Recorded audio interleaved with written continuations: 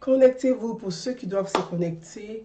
Likez pour ceux qui doivent liker. Partagez pour ceux qui veulent partager. Avec plaisir, il est 17h10 à Paris. Grand plaisir de partager ce moment avec vous. Bonsoir à tous. Un grand plaisir de partager ce moment avec vous. Un grand bonheur d'ailleurs de partager ce moment avec vous. Il est 17h10 à Paris, notre direct live dans la continuité de nos sujets, nos actions et nos analyses.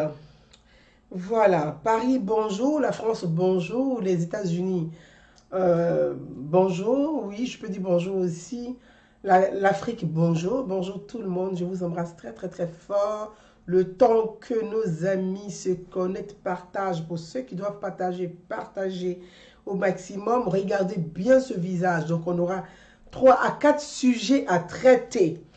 Nous allons traiter 3 à 4 sujets. J'ai dit, c'est le caleçon qui est gros, sinon il n'y a rien dedans. Donc on va traiter 4 sujets. On va parler brièvement, on attend les résultats définitifs de l'élection présidentielle qu'il y a eu le 31 octobre dernier, donc il y a à peine 2 jours. Nous attendons les résultats définitifs et nous saurons le futur président qui dirigera le pays pendant les 5 prochaines années. Je dis toujours merci à la diaspora ivoirienne, merci à tous les Ivoiriens de la diaspora, à tous ces bons citoyens qui ont participé à ce jeu démocratique et qui ont exprimé leur choix démocratique, mais par les urnes et non par les rues.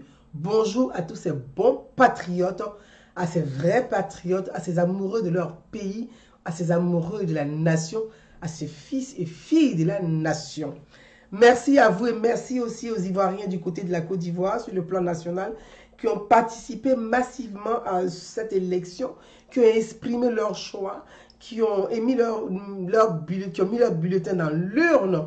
Parce que vraiment, l'élection a été un engouement et je veux vraiment insister sur ce volet. Il est important de le souligner. Je le dis bien, il est très important de le souligner. Parce qu'en 2010, il n'y a pas eu autant d'engouement.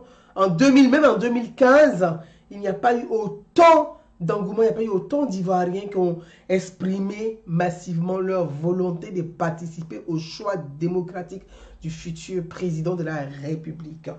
En 2015, il n'y a pas eu assez d'engouement. Mais en 2020, les Ivoiriens se sont mobilisés. Les Ivoiriens étaient motivés, ils sont encore motivés. Ils sont déplacés massivement, sont allés s'inscrire sur la liste électorale, sont allés dans les urnes, ils ont exprimé leur volonté. Et ça, c'est à saluer. Il faut le saluer. Les Ivoiriens, vous êtes formidables. Ce n'est pas parce qu'il y a eu quelques incidents dans 2 ou 3, 4 villages que c'est la fin du monde, ou c'est la Côte d'Ivoire qui brûle. La Côte d'Ivoire ne brûle pas. La Côte d'Ivoire n'est pas en guerre. Certes, il y a des individus politiques qui ont envie que la Côte d'Ivoire soit en guerre parce qu'ils vivent de ça. Il y a des individus politiques qui n'ont aucun projet de société, qui n'ont aucune vision, qui n'ont même pas le sens de la nation, qui n'ont pas le sens de la République. Ces individus ont envie que la Côte d'Ivoire brûle. Parce que c'est quand la Côte d'Ivoire brûle qu'ils négocient leur poste ministériel. Ce sont des gens insensés. Ils sont vides d'essence, vides d'intelligence, vides de réflexion. Ces gens, ce sont des dealers politiques. Ils ont toujours réussi à avoir des postes ministériels par le deal. Donc, mes amis, on va y aller. Parce que je ne sais pas qui me demande encore quelque chose d'autre. Merci à vous tous. Merci à tous, merci à tout le monde, merci pour votre mobilisation, merci pour votre devoir, merci pour votre engagement, merci à tous ces Ivoiriens, merci à vous. Oui, des gens certains souhaiteraient ils ont souhaité, ils ont passé leur temps à vouloir une insurrection, à chercher un soulèvement populaire. Mais les Ivoiriens ont compris, la grande majorité, 95% des Ivoiriens ont compris que la Côte d'Ivoire, la paix est est le seul chemin pour réussir nos activités. Quand il y a la paix dans un pays, avec 50 euros, tu peux investir en Côte d'Ivoire. Quand il y a la paix en Côte d'Ivoire, avec 100 euros, tu peux investir en Côte d'Ivoire. Mais quand il y a la guerre en Côte d'Ivoire, quand il y a la guerre dans un pays, même avec 2 millions d'euros, tu ne peux rien faire, tu ne peux pas investir. Et beaucoup d'Ivoiriens, par la sensibilisation des masses, par nos démarches, par sur le terrain, sur les réseaux sociaux, par toutes ces personnes consciencieuses qui ont sensibilisé, qui ont apporté leur touche à la République, leur touche à la nation, leur touche à la stabilité du pays, leur touche à la paix, nous avons réussi à convaincre massivement une grande majorité des Ivoiriens, cette majorité silencieuse qui a cru en nous, qui a eu confiance en nous. Aujourd'hui, nous pouvons dire oui, même si tout n'est pas parfait, beaucoup a été fait. Les Ivoiriens ont compris. Les Ivoiriens ne veulent plus de la guerre. Et vraiment, j'insiste sur ce volet-là. Donc, mes amis, à la fin de nos propos, on écoutera la musique comme d'habitude. On va écouter la musique comme je l'ai dit. C'est leur caleçon qui est gros, sinon il n'y a rien dedans. Quand vous voyez cette image dans certains monsieur, nommé monsieur Denis, j'ai bien noté, oui, nommé monsieur Denis Kadima, qui se dit observateur. C'est très important de le souligner et on va regarder bien cette image. Regardez très bien cette image et on va écouter la conversation et vous saurez qui c'est sur cette image-là. Donc, regardez, mon frère Zulu de Bogota, je t'embrasse très très fort. Sois salué depuis Abidjan. Merci pour ton engagement. Merci à toi. Regardez cette image. Ce monsieur se nomme Denis Kadima. Denis Kadima. Et je veux qu'on puisse vraiment l'écouter rapidement. On va évoluer dans notre sujet, dans notre débat. Partagez pour ceux qui veulent partager. On est déjà à presque à 500 personnes connectées. Continuez à partager. C'est important de massivement sensibiliser la masse. D'expliquer et de dire aux gens. Il y a des gens malheureusement dans notre société qui manquent de culture. La culture, ce n'est pas le diplôme. Parce que souvent, on confond les diplômés et les gens intelligents. On confond des diplômés et les gens qui ont la culture générale. On confond tout. Je l'ai toujours dit, on peut être diplômé et être inintelligent. Ce n'est pas parce que tu as un diplôme en mathématiques que tu penses que tu sais tout de la vie. Ce n'est pas parce que tu es diplômé en lettres que tu sais tout de la vie. Parce que le chef du village, là, qui est au campement, qui est dans son petit village, quelque part à Soropan, dans mon petit village écolo, le chef du village, là, il n'a pas fait Sciences Po. Il n'est pas diplômé de sciences. Il n'est pas diplômé de lettres. Mais il a diplôme de la vie. Il sait. Il est plus intelligent que les diplômés. Donc, c'est important, mes amis, partager pour continuer à sensibiliser la masse.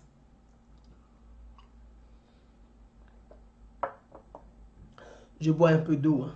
C'est de l'eau que je bois. Je bois un peu d'eau. C'est de l'eau tiède. Voilà. C'est de l'eau tiède pour ne pas trop user la voix. C'est de l'eau tiède. On va écouter rapidement la personne dont je vous ai situé là. Voilà. Et puis on va continuer, on continue. On va l'écouter. Vous allez voir ensemble. On va écouter, puis on va. Voilà.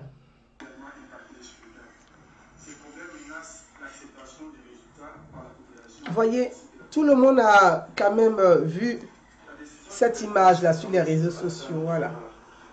Tout le monde a quand même vu ça. Parce que le son est très faible, d'ailleurs, je ne sais pas pourquoi. Voilà. Tout le monde a quand même vu ça. On va écouter ensemble. Hein. On va écouter la personne dont je suis en train de vous parler maintenant. On va l'écouter. Voilà, on va écouter la personne dont je vous parle. Je pars sur la page Facebook d'un certain nombre pour qu'on puisse écouter cette personne-là. On va l'écouter ensemble, la personne. Voilà. On va écouter la personne ensemble. Je vous montre. Hein. Il est là. Bonjour, M. Kadima. Regardez bien. Chef de la mission d'observation électorale. Vous venez d'organiser une conférence de presse. En un mois, est-ce que vous nous résumez votre mission d'observation? Monsieur Kadima. Denis Kadima. En résumé, nous disons que ce processus n'a pas été suffisamment compétitif. Monsieur Denis Kadima.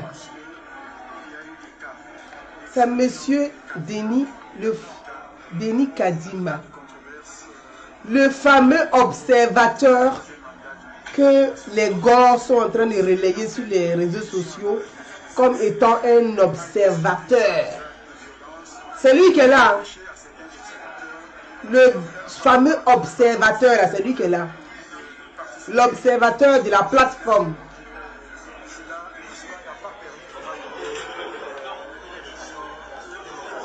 Il est là. L'opposition ivoirienne dit qu'on peut évaluer le taux de participation à 10%. Vous qui étiez sur le terrain, que pouvez-vous dire sur ça? Vous savez, l'observation électorale internationale est basée sur un échantillonnage. Nous avons sillonné un certain nombre de bureaux de vote et nous ne pouvons pas vous donner un chiffre. Il dit, je pense que tout le monde a vu et plusieurs d'entre vous m'avaient envoyé la vidéo et donc je ne vais pas. Je pense que vous avez quand même plus ou moins vu cette vidéo-là. Et plusieurs d'entre vous m'ont appelé depuis ce matin. Chantoul, je t'embrasse très très fort. Merci pour tes messages. Et tu m'as apporté même la vidéo. Je t'ai eu, effectivement. Et on fait croire qu'un observateur est venu et a fait une déclaration, une conférence de presse à l'hôtel Pullman. Je veux dire à nos frères ivoiriens et à nos soeurs ivoiriens. Et je veux dire à cette plateforme. Diplômé là, ça ne veut pas dire qu'on est intelligent. Et c'est le problème de cette classe politique de Côte d'Ivoire qui pense que d'autres croient que comme depuis 30 ans, ils crient dans les rues, ils font des manifestations. Donc ils sont les intelligents politiques. Ce monsieur que vous voyez là, c'est le fameux observateur là qui est là. Vous le regardez là. Regardez sa tête. Regardez-le bien. C'est un fake man. C'est un fake. C'est un fake. C'est un fake man. Regardez-le bien. Ce monsieur que vous voyez là. Quand vous regardez son accoutrement là. Lui là. Qui s'en va s'asseoir à l'hôtel Pullman avec un Tunisien. Il dit observateur. Mission 400 heures. Un Tunisien. Il est assis avec deux Tunisiens. Il met des Marocains ou des je ne sais pas quoi autour. Et puis il dit, il fait une conférence de presse, qu'il est observateur. Il fait une conférence de presse. Mais c'est quand même incroyable. Si on fait un peu de recherche, vous saurez beaucoup sur celui-là. Je n'ai même pas fait d'effort pour avoir toutes les informations sur ce personnage-là. Vous savez, mes frères et sœurs, le manque de connaissances induit un peuple en erreur. Le manque de connaissances induit un peuple en erreur. C'est pour ça, je prends toujours plaisir à m'asseoir. Le peu que je connais, la dit, on va échanger. Je ne dis pas que je suis intelligente. Hein. Moi, je n'ai pas fait Sciences Po. Je n'ai pas fait Saint-Cyr. Je n'ai pas fait l'ENA. J'ai dit. L'intelligence, là, c'est dans le sein de la mère et la mère transmet à son enfant. Ce n'est pas forcément aller à l'école, c'est de savoir compter, lire et écrire en français ou en anglais. Sinon, là, on sait compter et on sait lire dans notre ethnie aussi, maternelle. Je sais parler ma langue maternelle. C'est pour ça que je reviens toujours à l'exemple, à la citation d'Abdoul Diouf, où il dit « Un enfant qui maîtrise la langue maternelle est un enfant intelligent. » C'est de ça qu'il s'agit aussi. Regardez le visage de ce monsieur-là. Quand vous le regardez là-haut, c'est lui-là qu'on peut traîner.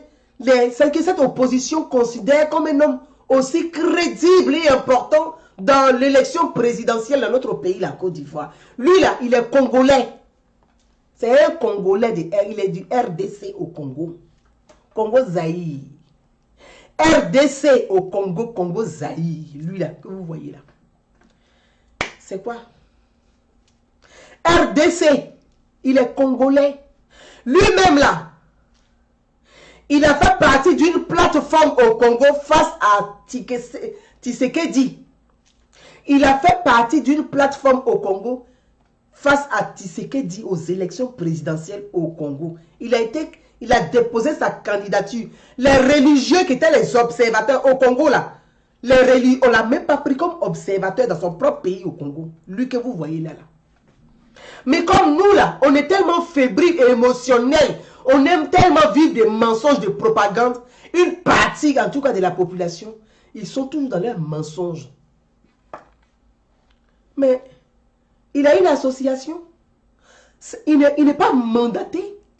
Il n'est même pas mandaté ni par les Nations Unies, ni par l'ONU, ni par les organisations internationales. Il n'est pas mandaté.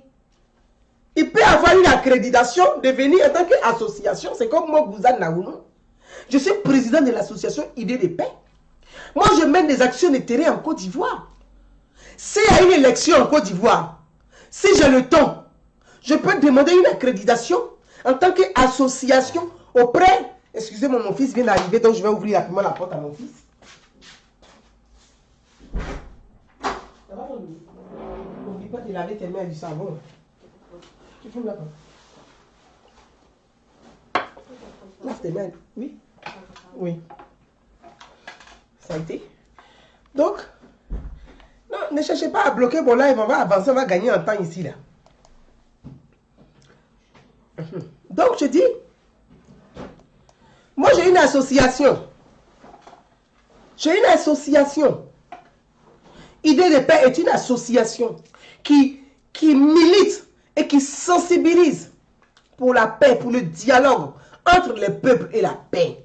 Donc, je peux demander une accréditation auprès d'une organisation, d'une institution, auprès même de la CEI, pour dire, je veux une accréditation, en tant que je fais une demande d'accréditation, en tant que, c'est comme des journalistes. C'est comme des journalistes, mes frères. C'est comme des journalistes.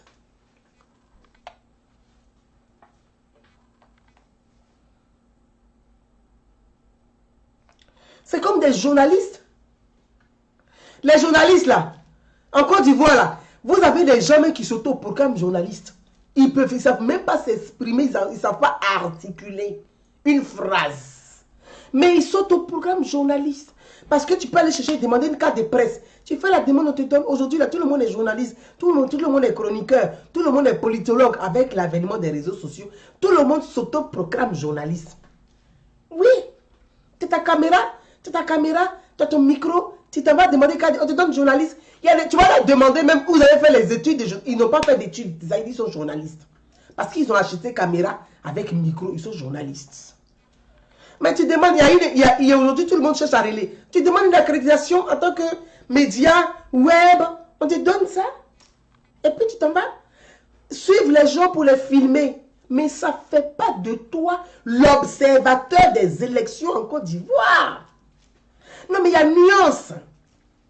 Donc, il faut vraiment que cette plateforme ou forme plate là puisse comprendre le sens de la République, des institutions et de la nation. Ils n'ont qu'à avoir le sens, ils n'ont qu'à apprendre le sens de la nation. La valeur de la nation, ils n'ont pas. Ils prennent n'importe qui, n'importe comment, ils racontent n'importe quoi, pourvu, bon, les élections, c'est la propagande, on a une série de propagande, on y va pour la propagande.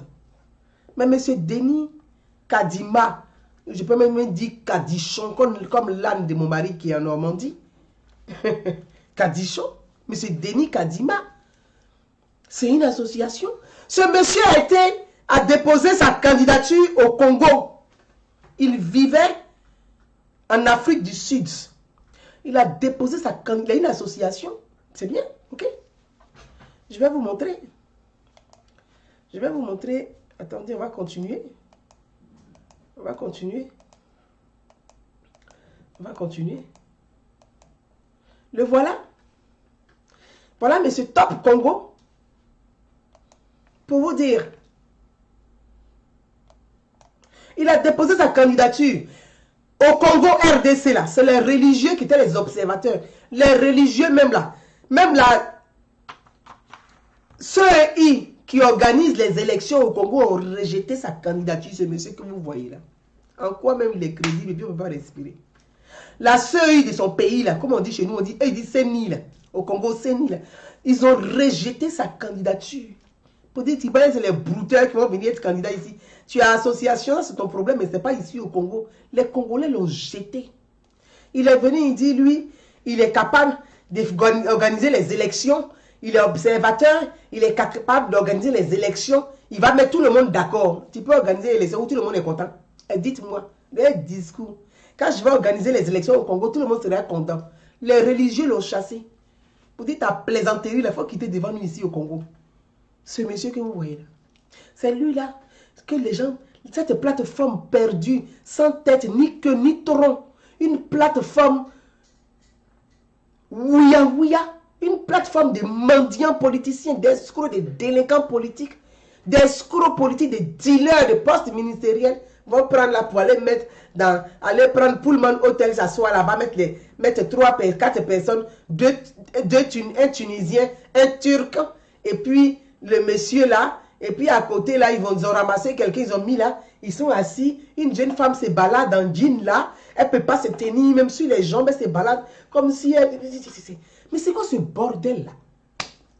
C'est quoi ce bordel? Merde! C'est pas possible. C'est notre pays que vous réduisez comme ça là, c'est quoi ça? Pourquoi? Il faut que on informe les Ivoiriens. Et moi je suis là, j'ai dit, je me suis engagé et je vous ai toujours dit ça. Ce que je fais aujourd'hui là, si Amadou Gon Coulibaly, père à son âme, était vivant, j'allais faire ça pour lui. Mais comme Amadou Gon Coulibaly n'est pas là et que c'est un engagement que j'ai pris, j'ai dit, de là où il est, il soutient Alassane Ouattara. Donc au nom d'Amadou Gon Coulibaly, je soutiens Alassane Ouattara. Et je vais jusqu'au bout de ce soutien-là. Après les élections là, on va s'asseoir, on va parler. Mais pour l'instant là, au nom de la mémoire d'AGC, je suis là. Et je serai là. Les gens, je vois dire, vont t'a payé. Ouattara te donne combien? Ouattara t'a donné combien? Et ça, c'est votre problème. Qu'on me donne des milliards, qu'on me donne des miettes, qu'on ne me donne pas. Ça là, comme on dit en ivoirien, j'ai nian. C'est pas ça ma priorité. Ma priorité là, c'est la stabilité de notre pays. Ma priorité, c'est la paix dans notre pays. Ma priorité, c'est que les Ivoiriens puissent se construire, se reconstruire, s'inventer. Et non des politiciens qui appellent à la chienlit des rues parce qu'ils cherchent des postes ministériels. Des politiciens minables. Ils ne sont pas ma priorité. Donc, on va continuer. Et je voulais appeler ce monsieur-là. Ce monsieur Denis Kadima. Monsieur Denis Kadima. Dans votre propre pays au Congo, là, les femmes sont violées là-bas jusqu'aujourd'hui. Monsieur Denis Kadima, là. Vous voyez que les gens, dans leur pays est sale. Leur pays est sale même. Leur pays est la merde dans leur pays. Mais c'est eux qui ont le kilo de se planter parce qu'il y a des imbéciles politiques qui les appellent pour foutre le bazar dans le pays des autres. Monsieur Denis Kadima. Au Congo, là, les femmes sont violées. On prend bois pour mettre dans le sexe des femmes dans l'est du Congo. Votre intelligence, vous êtes observateur là, vous n'avez pas observé qu'au Congo, les femmes sont utilisées comme armes de guerre à l'est du Congo. Vous n'avez pas observé ça. Mais vous, vos yeux là, vous ne voyez pas ce qui se passe chez vous. C'est chez les autres, vous voyez. Monsieur Denis Kadima, je vais vous montrer des images de chez vous au Congo, de ce qui se passe aujourd'hui encore au Congo. Monsieur Denis Kadima, des enfants sont armés dans l'est du Congo. Monsieur l'observateur, sacré observateur, vous ne savez pas qu'au Congo, il y a des enfants qui ont des armes à la main. Vous ne savez pas ça. J'ai travaillé avec les Nations Unies, j'ai travaillé. Il y a des gens comme ça. Parce que tu as une association, c'est comme si Assalfo se lève aujourd'hui pour dire que lui, il a travaillé à l'Union, lui, il a travaillé à l'Union européenne. Et j'ai été financé, mon association a été financée en partie par l'Union européenne. C'est différent de j'ai travaillé à l'Union européenne. Tu n'es pas fonctionnaire à l'Union européenne. Donc, ce monsieur, c'est un affabulateur, c'est un fake, c'est un man. Il a travaillé aux Nations Unies. Toi, tu étais fonctionnaire aux Nations Unies, toi, tu peux être fonctionnaire là-bas. Mais dans ton pays, au Congo, là, pourquoi tu ne garantis pas la paix dans l'est du Congo? Pourquoi ton observateur que tu es là, tu ne vois pas ce qui se passe au Congo? Mais c'est en Côte d'Ivoire, là, tu as venu t'asseoir dans l'hôtel Pullman parce qu'on t'a payé une chambre d'hôtel, tu es couché là-bas, on t'amène des bouclés d'Abidjan, tu es content, tu vas venir t'asseoir pour venir faire conférence de presse. Mon frère, dans ton pays, là, les enfants souffrent là-bas aussi. Il faut observer un peu chez toi. Les femmes sont violées au Congo. Les femmes sont victimes de guerres. Jusqu'à aujourd'hui, les femmes sont violées. Monsieur Denis Kadima, les femmes sont violées au Congo. Les femmes sont violées. Le droit de la femme n'est pas respecté au Congo. Vous savez ce que c'est qu'un viol? L'intimité de la femme. Ils violent les femmes. Elles sont en pleurs. Et puis, ils bousillent le sexe de la femme au Congo, dans votre pays. Chacun a ses problèmes chez lui. Chacun n'a qu'à fermer ça chez lui. Et chacun n'a qu'à régler ses problèmes chez lui. Quand on se retrouve à l'Union africaine au sommet, là, on va parler de projets communs. Mais pour l'heure, là, pardonnez, laissez les Ivoiriens un peu. Nous, on est fatigués. Parce que ça vous arrange. En fait, tel est observateur, Jean est observateur, Pauline est observateur, Janine est observatrice, ou j'en sais rien. Mais les fameux observateurs de 2010, ils sont encore en Côte d'Ivoire, ils ne sont pas partis. Parce que vous vivez de ce business de guerre. Vous vivez de ça. Vous aimez les États en faillite. Vous aimez les États en guerre. Parce que c'est dans ça que vous gagnez votre business. Parce que vous venez, vous donnez l'argent, on va régler. Vous réglez quoi? Toi, tu peux régler quoi? Puis dans ton pays même, là, les femmes meurent là-bas. Hé, mon frère, il faut finir de régler tes problèmes chez toi d'abord, avant de vouloir régler les problèmes chez le voisin. Il y a le feu chez toi. Tu ne sais même pas éteindre ça. Et toi, tu cours un pays qui n'est pas en feu. Tu viens t'asseoir pour qu'il y ait le feu. Mais pour quelle raison? C'est quel panafricanisme? Vous avez une drôle de façon d'aimer l'Afrique. Chacun n'a qu'à aimer son pays un peu, on va respirer. Il y a quoi? Hé, on a pris crédit de quelqu'un. On dirait on vous doit. C'est quel crédit on a pris, ça finit pas. C'est quoi? Faut fatiguer les gens à la fin. Voilà votre frère. Ce monsieur-là, si l'observateur même continental, il dit oui. Parce qu'il a fait ses preuves. Quand les hommes armés violent des femmes, ce monsieur vient réparer la femme. Monsieur Denis Kadima,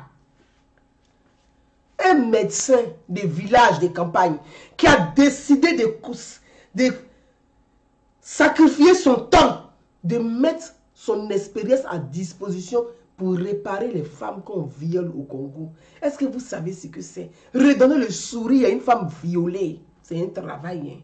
C'est un travail d'abord spirituel. Et ce monsieur le fait au Congo. Vous vous baladez sur le continent. Oui, j'ai été au général en Tunisie, au Soudan, mais on n'a rien à foutre de ça. Vous apportez quoi dans votre pays? Vous êtes capable de quoi dans votre pays? C'est de ça qu'il s'agit. On dit faites tes preuves chez toi d'abord. Quelles sont vos preuves? Vous avez fait quoi sur vous de mieux? À part vous balader, chercher, traîner dans les palais présidentiels pour gagner un peu à manger. Vous faites quoi sur le continent? Il y a des petits voyous, des fakes comme ça sur le continent là. Ils sont en bande organisée là, en train de traîner parce qu'il faut qu'il y ait des tensions. Là, si c'est au Mali, on court, on s'en va là. Si c'est ici, on court, c'est tout ce que vous avez sur le continent. Mais arrêtez un peu, on est fatigué de ça. Tiens, on est fatigué de ça. C'est bon. La Côte d'Ivoire n'est pas en guerre et la Côte d'Ivoire ne sera plus en guerre. Donc stop, ça suffit. On est fatigué de ça. C'est au Congo. Allez-y dire à M. Denis que ça là c'est au Congo. Ou mais son observation, il n'a pas vu ça. Il n'a pas vu les femmes qui pleurent au Congo. Il n'a pas vu les femmes qui pleurent au Congo. C'est lui là que les religions ont chassé au Congo. Il va venir s'asseoir pour dire qu'il a... Parce qu'il y a une association. Mais parfois aussi, c'est ceux qui vous donnent accréditation, c'est eux aussi. Parce que des gens comme ça, là, il faut regarder. Mais un gars comme ça, il fout quoi même en Côte d'Ivoire, puis il traîne là-bas. Il fout quoi là-bas?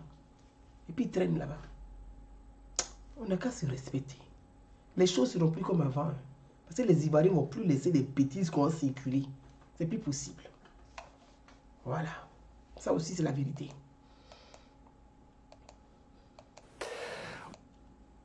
Mes amis, je vais vous faire écouter rapidement les vrais observateurs. Oui, parce que les vrais observateurs sont en Côte d'Ivoire. Les observateurs, les vrais, ils sont en Côte d'Ivoire. Donc, ce n'est pas ce fake man-là qui va venir se balader dans les hôtels d'Abidjan pour venir se faire passer. Oui, je suis observateur. Mendiant continental, oui. Il faut t'occuper de ce qui se passe dans ton pays au Congo. Après, on verra le reste. Le premier que oui, voilà un observateur, il a parlé, il ne les connaît pas, il ne les connaît pas, il ne les connaît pas. Des gens, des vauriens comme ça. Tellement qu'ils sont au zéro même là. Ils sont incapables de vérifier même la crédibilité de l'individu, de savoir qui il est. Il relève partout. Voilà, voilà. Si c'est un voleur qui l'a dit, ah, il y a 5% d'élection. Ah, voilà. Oh, ils ne savent même pas si c'est un voleur. Parce qu'il n'y a rien dans leur crâne. Il n'y a rien dedans.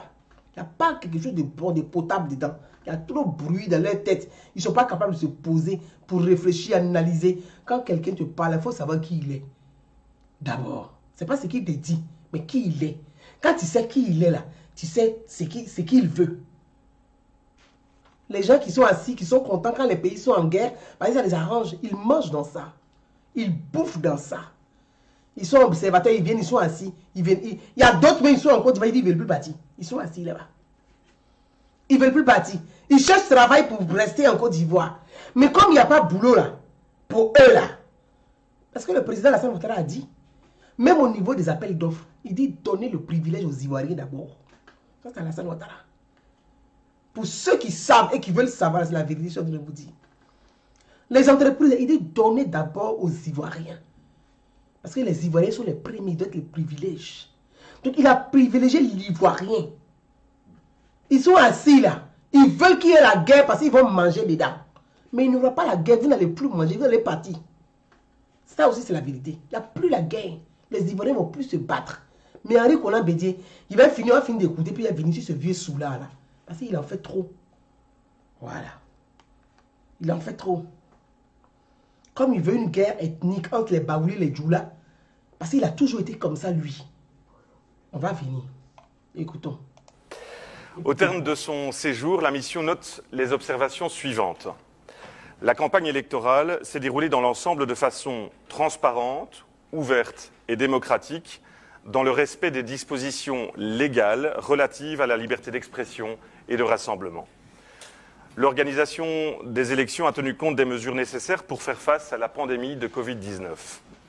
Dans tous les bureaux de vote visités, les membres de la mission ont pu constater un déroulement normal du scrutin, dans le calme et la sérénité.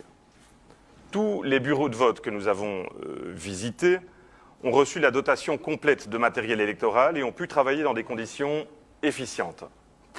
Les électeurs présents dans les bureaux de vote ont pu exercer leur droit de vote conformément aux dispositions prévues à cet effet, à savoir l'inscription préalable sur la liste électorale, la présentation d'un document d'identité et la prise de l'empreinte digitale de l'électeur. L'usage des tablettes digitales pour la vérification de l'identité des électeurs a contribué à la sécurisation et à la crédibilité du processus. La presse a relaté des incidents ayant empêché le vote dans certaines circonscriptions électorales, un phénomène, semble-t-il, isolé, dans la mesure où la mission n'a pas observé de tels incidents dans les bureaux qu'elle a visités. Dans la totalité des bureaux de vote visités, les délégués des candidats étaient présents, à l'exception des délégués de Pascal Affine-Guessant et Henri Konan Bédié. Les délégués des candidats interrogés au cours des échanges se sont déclarés satisfaits du déroulement du scrutin. Les électeurs interrogés ont exprimé leur satisfaction quant au déroulement de leur vote. La participation électorale dans les bureaux de vote était variable d'un bureau à l'autre. Le scrutin a tenu compte du genre dans son organisation, avec une présence remarquée de femmes, ainsi que dans le décompte des électeurs qui spécifiait la mention du sexe. La mission a pu rencontrer des journalistes de la presse nationale et internationale durant les différentes phases de la période électorale, ce qui montre le caractère ouvert et transparent du dit processus. Au regard de ce qui précède, la mission rend hommage au peuple de Côte d'Ivoire pour sa maturité exemplaire et pour son sens élevé des responsabilités. félicite les organes de gestion et de supervision des élections pour la bonne organisation de ce scrutin, condamne bien entendu les violences causées par l'appel d'une partie de l'opposition à la désobéissance civile, exprime sa compassion à l'ensemble des familles des victimes et appelle les autorités compétentes à traduire les responsables de ces incidents devant la justice. Salue l'approche pondérée du gouvernement qui a appelé au calme et à la retenue durant la campagne et le jour du scrutin.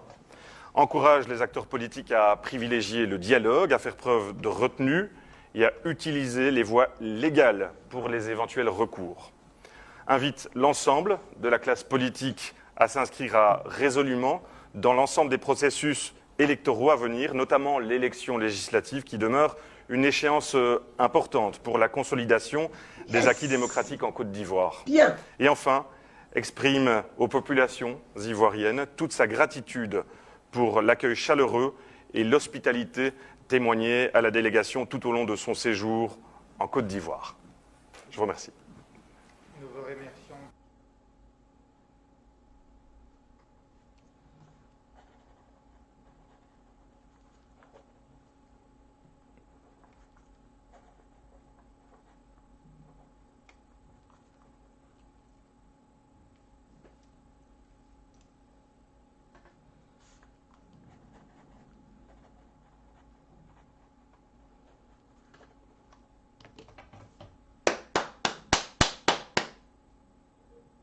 Yes!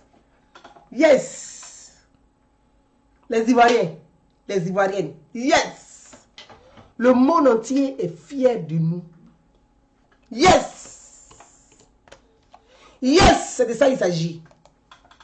Le monde entier est fier de nous. Yes! Yes!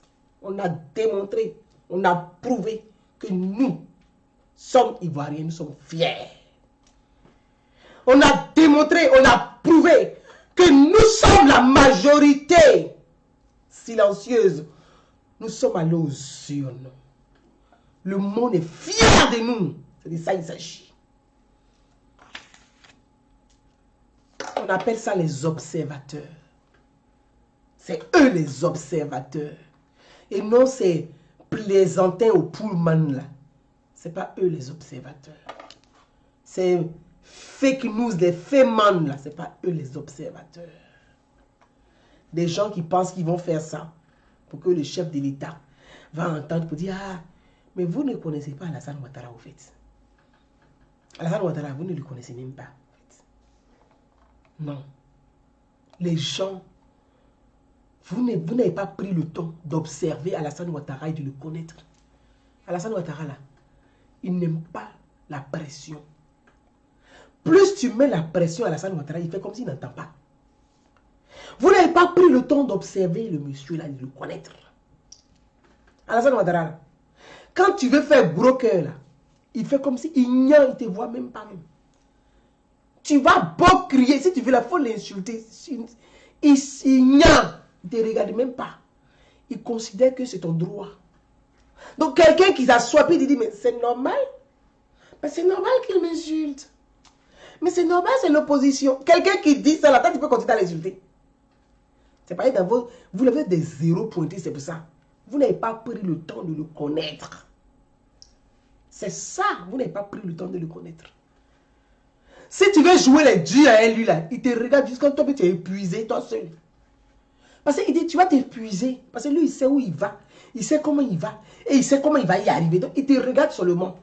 Parce qu'il sait que la fin, là, le mot de la fin, là, c'est lui qui a ça. Vous n'avez pas compris ça. Quelqu'un qui est dans chambre d'hôtel de 12 mètres carrés. Dans chambre d'hôtel de 12 mètres carrés. Il prend petit téléphone Nokia, les téléphones qui sont à 49 €, là. Et puis, il prend ça. Et puis, il vous dit, vous là, arrêtez maintenant, ça suffit. Il va mettre fin à votre bazar. Dans chambre d'hôtel de là-bas, là, on vous a attrapé comme des rats dans le trou. C'est lui là qui est au pouvoir que vous allez venir faire quelque chose. Je vous ai toujours dit, apprenez à connaître l'homme. Quelqu'un avec lequel tu discutes, là, si tu ne le connais pas, là, c'est que tu te trompes. C'est que toi-même, tu ne te connais pas. Les observateurs disent, et ils ont été clairs, mais simples, ils ont été impartials sur toute la ligne. L'observation dit, l'observation est impartiale parce qu'il n'y avait pas de débat. Ils disent, ils ont visité les bureaux de vote. L'élection a été transparente. Oui, elle a été transparente. On n'a pas empêché Afin Guessa d'envoyer ses observateurs dans les bureaux de vote. On n'a pas empêché. On n'a pas empêché Henri Konan Bédié. La preuve là, sur tout l'étendue des territoires, là, même au nord, ils ont eu des voix là-bas. À Dabakala, là, Bédié a eu 1000 voix. À Dabakala. Donc l'élection est transparente. Que Bédié et Afi n'amènent pas des représentants dans les bureaux de vote, ça c'est leur choix. Mais nous les citoyens, on n'a rien à cirer de ça. Nous on fait quoi ça? C'est pas notre problème. C'est leur choix.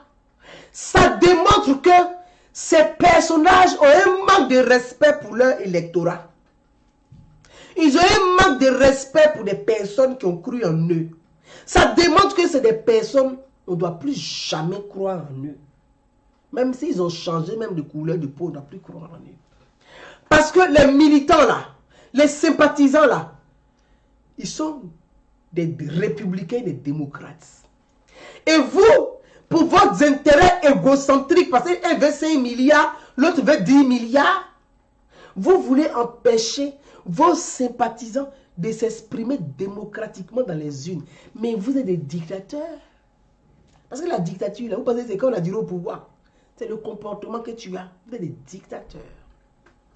Vous voulez embrigader l'expression d'une partie de vos sympathisants. Mais malgré ça, ils ont la culture démocratique. Et je veux saluer ceux qui ont voté pour vous malgré votre irresponsabilité.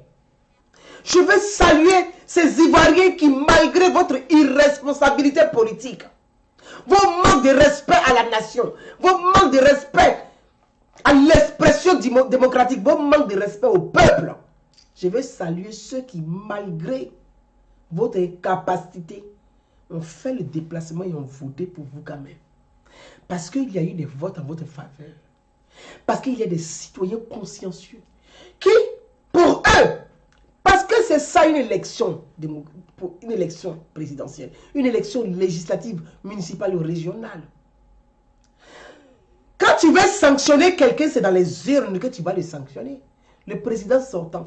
Mais vous dites que vous ne voulez pas d'Alassane Ouattara et vous ne partez pas voter. Donc en réalité, c'est vous, c'est grâce à vous que le 1 coup KO d'Alassane Ouattara sera garanti. Le 1 coup KO là, c'est vous. En réalité, vous êtes les complices, vous là. Bédié et puis Afin Guessa là. Je suis sûr que ils ont touché un peu de jetons. Pour jouer leur comédie politique, ils ont joué un peu de jetons. Comme d'habitude d'ailleurs. C'est des acteurs. Parce que le 1 coup KO là, qui va garantir le 1 coup KO? C'est ceux qui font l'abstention, ceux qui ne vont pas voter. Parce que quand tu vas voter contre Alassane Ouattara là, on va arriver au deuxième tour. Mais comme tu dis tu ne vas pas voter et que vous appelez vos militants à s'abstenir, ça veut dire que vous garantissez le 1 coup KO de Alassane Ouattara. Et c'est ça que certains qui vous ont suivi de la connerie, la bêtise politique n'ont pas compris. Mais moi, depuis le début, j'ai compris. Quand je disais toujours aux gens, le vrai complice là, c'est Bédié. Parce que c'était votre jeu.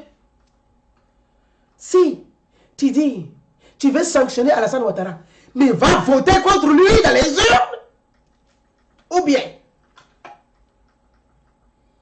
tu vas voter contre lui dans les urnes pour le sanctionner, pour l'amener au deuxième tour.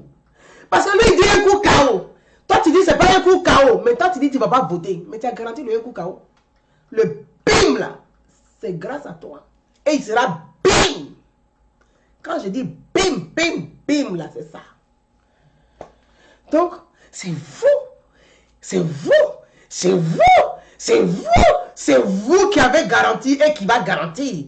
Et je suis sûr, le bim, là, c'est grâce à vous. Parce que si vous avez voté, vous n'allez pas avoir des coups de chaos. Mais comme vous avez refusé et que vous avez appelé vos militants à ne pas voter, le KO est clair, propre, net, il est transparent. Aïe. Le KO est transparent ou bien c'est de ça il s'agit. Vous n'allez pas voter. Et c'est pour ça que je veux saluer aussi les observateurs mandatés par l'Union européenne, par la CEDEAO, par l'Union africaine, par les organisations internationales. Ils ont été mandatés. Parce qu'il y a ceux qui sont mandatés et puis il y a ceux qui sont accrédités. C'est différent. Hein? Accrédité, là, tu t'en de promener. C'est comme je suis accrédité, je m'avais regardé dans le bureau de vote, si tout se passe bien. Mais mandaté, là, c'est moi qui annonce les choses. Donc, c'est pas parce qu'il était accrédité qu'il a fait conférence de presse pour venir parler. Non, non, ça ne se passe pas comme ça. Les observateurs ont dit, et ils demandent à l'État de Côte d'Ivoire de traduire ceux qui ont appelé à la violence des rues devant la justice. Et moi, je vais aller plus loin. L'État de Côte d'Ivoire doit les traduire devant la justice internationale pour actes criminels qui a causé la mort de certains jeunes de Côte d'Ivoire. Bédier peut avoir 87 ans, mais ce Bédier doit aller devant la justice. Il doit être jugé et condamné. Parce que c'est un vieux irresponsable. C'est un vieux méchant. C'est un vieux monstre qui longtemps s'est caché derrière les autres. Mais c'est un mal pour un bien. C'est un mal pour un bien. Alassane Ouattara découvre le visage démoniaque d'Henri Konan Bédier aujourd'hui. Oui. Alassane Ouattara découvre le visage démoniaque de Bédier aujourd'hui. Mes amis, si vous vous souvenez, j'avais fait plusieurs vidéos à l'époque où je disais, à l'ouest de la Côte d'Ivoire, il y a eu des choses là-bas. Mais sous le pouvoir Gbagbo, on a dit, taisez-vous, c'est mieux de faire porter le chapeau à Alassane Ouattara. Oui, les gens du FPI savent de quoi je parle. Ils savent très bien de quoi je parle. Et le pire, et ce qui est malheureux dans tout ça, ils ont décidé avec la complicité de Soro Guillaume de faire porter les crimes de la rébellion de M. Bédier, son Dofrak Nguessan là. Ils ont fait porter ces crimes à une communauté, à la communauté burkinabé vivant à l'ouest de la Côte d'Ivoire. Et ça, c'est dégueulasse. C'est méchant. Aujourd'hui, là, je me retiens. Mais je vais dire un peu. À l'ouest de la Côte d'Ivoire, la guerre qu'il y a eu à l'époque, on disait c'est les Burkinabés qui tuent les guéris. C'est les guéris qui tuent les Burkinabés. Bédier sait. Il a armé ses ouvriers qui étaient dans les champs de plantation de café de Pointe-Boigny là. C'est ceux-là Bédier a armé pour tuer les gens dans les villages. Les rapports là sont sur la table. Ces rapports là, tout le monde sait ce qui est dedans. Mais on dit non. Gbagbo pensait que les Baoulés allaient voter pour lui. Gbagbo pensait ça. Donc, il s'est assis dessus et il regarde que ils instrumentalisent en plus les Burkinabés, tu les guéris. Le Burkinabé vit avec les guéris dans les villages. Le Burkinabé là, il vit avec les guéris dans les villages. Même le peuple guinéen là, quand il vient, Diallo, il a sa boutique au village, il n'a pas sa boutique au campement ni au champ. Ils vivent avec nous dans les villages. Bédier a instrumentalisé une partie de sa communauté baoulée. Oui, et ça c'est une vérité. Aujourd'hui là, Dieu est en train de faire, voilà le visage de Bédier là, que Dieu est en train de dévoiler. C'est un mal pour un bien. Pour que la Côte d'Ivoire sache qui est ce méchant Koukoulou Béké là, qui est ce méchant Koukoulou Bété. Ce Koukoulou Béké là, qui est ce méchant. On est assis, on ne parle pas. Mais pardonnez. Ne faites pas, on va parler. Et je le tiens à le dire, je vais appeler mes amis baoulés. consciencieux, soucieux de vivre ensemble. C'est eux que je vais appeler. Prenez votre responsabilité.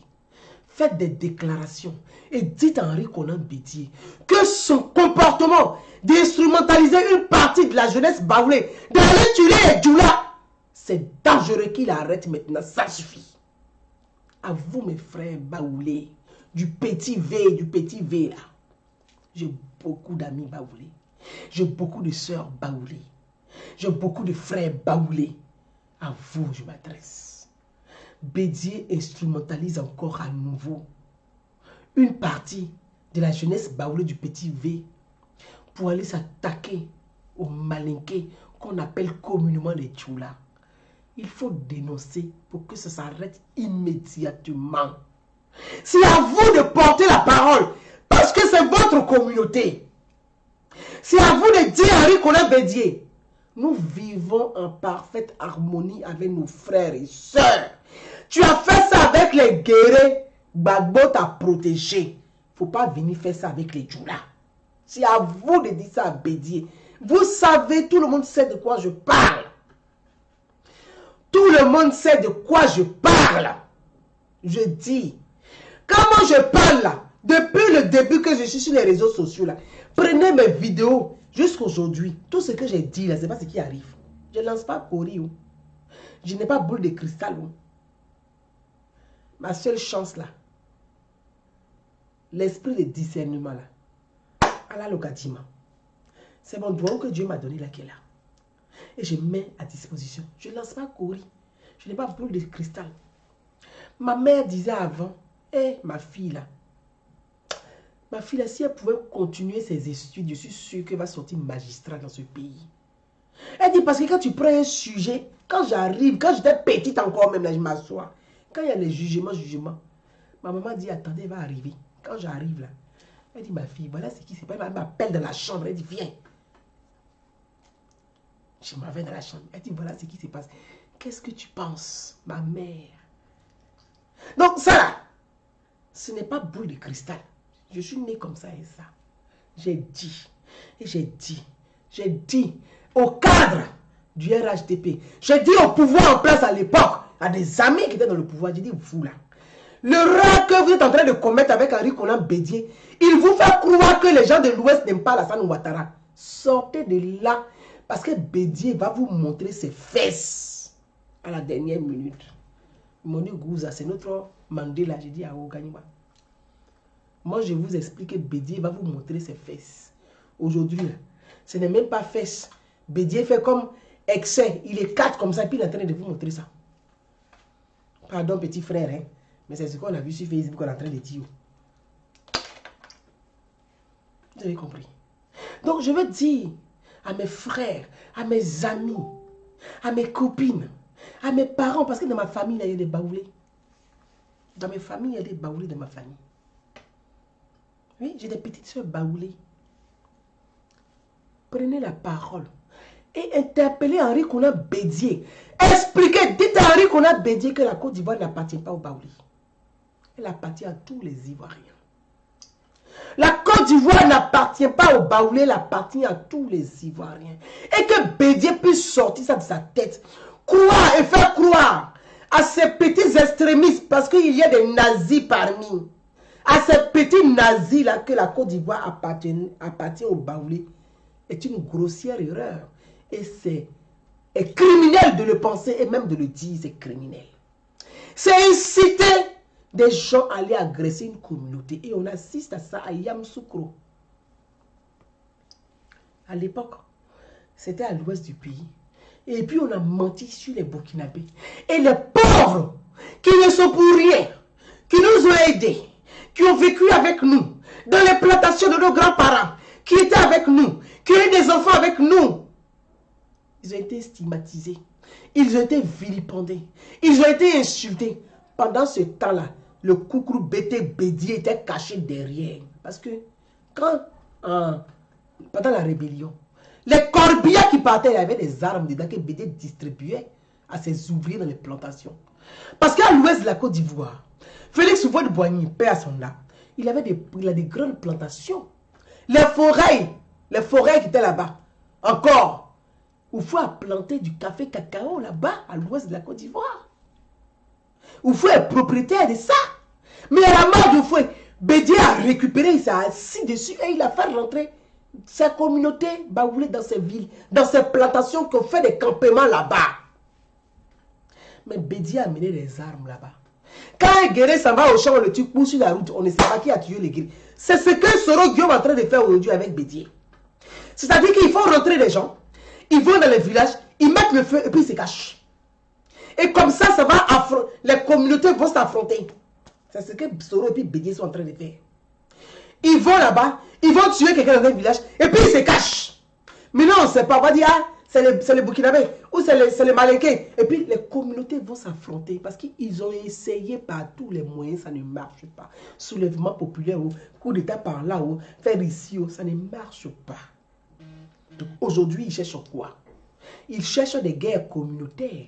Ils veulent que les communautés s'affrontent. Ils veulent que les communautés s'en se déchirent. Parce qu'ils ne savent plus. Sur le plan politique, ils ont perdu. Coup d'état, c'est mort. Ils ont essayé plus de 70 coups d'état, ça ne marche pas. Ça ne passe pas. Ils ont essayé tous les moyens. Il n'y a rien à faire. Élection présidentielle. Ils vont participer. Ils voient que c'est cuit pour eux. Pourquoi c'est cuit pour eux? Ils le savent très bien. L'élection a été transparente. C'est ce que je vous dis tout le temps.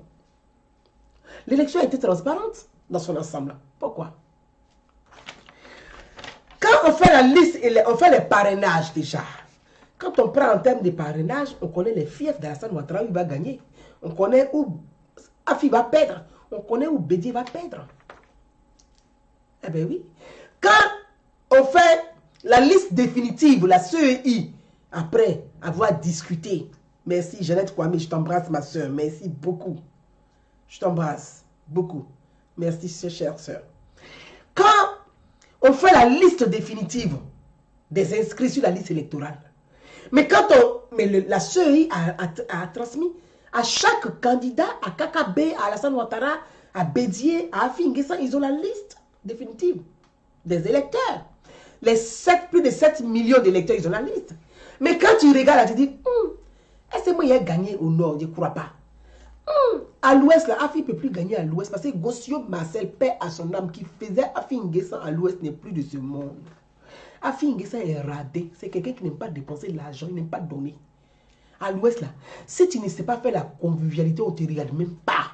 Parce que nous, là, c'est le show, la convivialité. Quelqu'un qui ne sait pas partager, là, on ne te regarde même pas à l'ouest. Afi est bloqué. C'est Gossio qui faisait son poids à l'ouest. Gossio n'est plus de ce monde. Qui va aider Afi N'Guessan à l'ouest? Ou bien c'est les jeunes cadres, là, il va demander de cotiser. Qui va cotiser? C'est ça. Donc Afi a vu que c'est cuit pour lui à l'ouest. Il ne peut pas avoir. En 2015, il a participé aux élections parce que Bédié n'était pas candidat. Parce qu'il comptait ce qui. Marcel Gossio, paix à son âme, était encore vivant. Marcel Gossio sillonnait. Gossio, c'est quelqu'un de très généreux et qui aime le partage. Et Afi s'appuyait sur les acquis de Gossio Marcel. Ah oui, parce que c'est ça que les gens ne disent pas. C'est l'analyse que je suis en train de vous donner. Et moi, je vous avais dit, le jour où Marcel est tombé, je disais aux gens, les gars qui dansaient, ou certains qui disaient, hey, c'est la fin du FPI. Parce que c'est lui-là qui tient le FPI financièrement, il n'est plus dans la vie, foutu. J'ai dit ça sur les réseaux sociaux aussi. On est où? Où est FPI? FPI, il n'existe pas quelque part. Aïe, il n'y a plus. Mais oui, c'est de ça qu'il s'agit. Donc, Afi a participé aux élections en 2015 parce qu'il y avait Marcel Gossio, donc il s'appuyait sur ses acquis. Il s'appuyait sur lui financièrement. C'est pour ça qu'il a participé aux élections. Même chez lui-même, à Moronou, là, pour être président des régions, là, Marcel, il s'est appuyé sur Marcel Gossio. Je ne rentre pas dans les détails, on va laisser ça. On ne parle plus des morts. Paix à son âme. Donc, Afi voit que Bédié est candidat. Il s'est dit, mais dans le petit V, là, le centre, là, je ne vais pas avoir d'électeurs là-bas. Donc, les seules personnes qui vont voter pour Afi, ils sont où? Ils sont dans le Moronou. Et ce n'est pas tout le Moronou qui va voter pour Afi, parce que le Moronou, là, il y a Madame Aka qui est là-bas, qui est PDCI. Donc, Afi voit qu'il n'aura pas d'électeurs, mais en fait, en réalité. Il ne peut même pas dépasser même les 5%. Il ne peut pas. C'est la vérité, je vous dis. Parce que Simone Babo, là, qui est assise dans le... comment on appelle le Saint-Louis là-bas, là, qui est assise à Bassam, Benoît et autres, Mossou là. Simone Gbagbo va demander à ses parents de ne pas voter pour Afi Nguessan. Donc Afi s'est dit que bon, de toute façon, l'élection est perdue pour moi. C'est tout.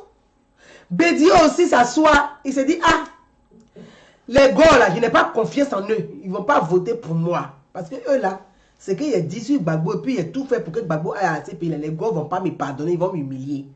Donc Bédié aussi, il est assis, il est bloqué. Donc, les deux là savent très bien qu'ils ont perdu l'élection d'avance. Donc ils sont dans leur jeu.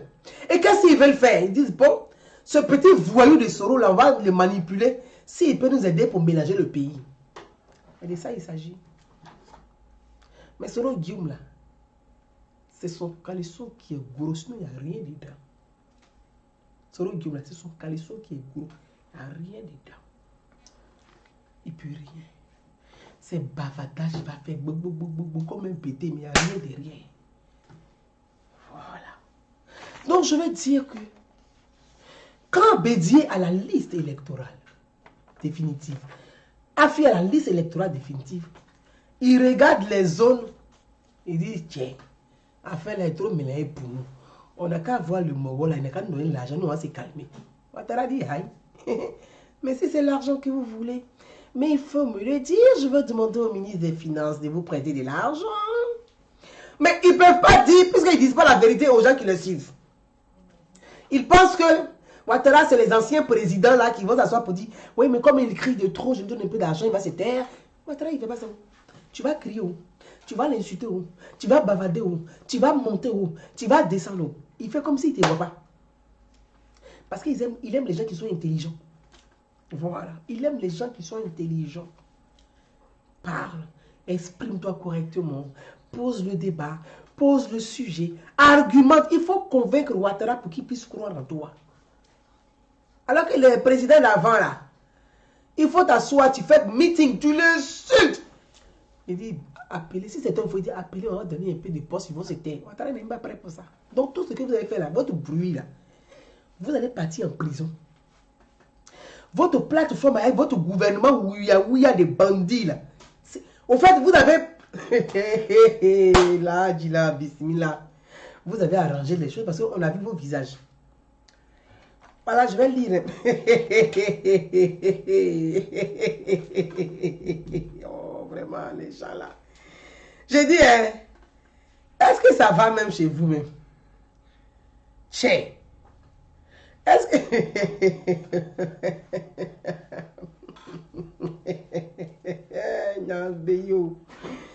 Est-ce que vous avez quoi?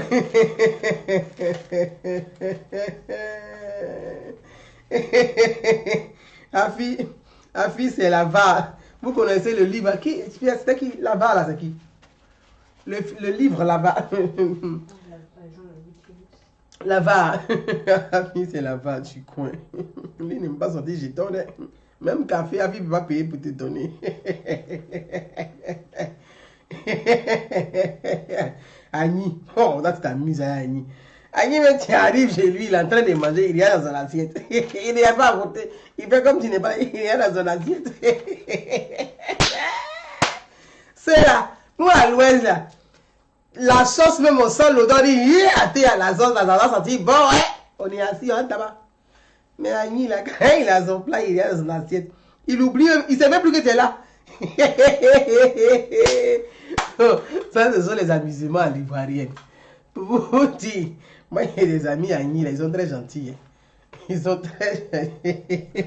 Nathalie Zarouche, je t'embrasse. Moi j'ai des amis à Agni là.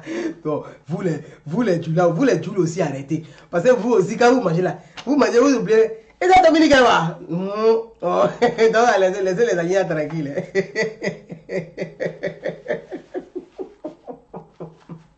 On a laissé les amis là. Ils sont connus, mondialement reconnus. Les avares.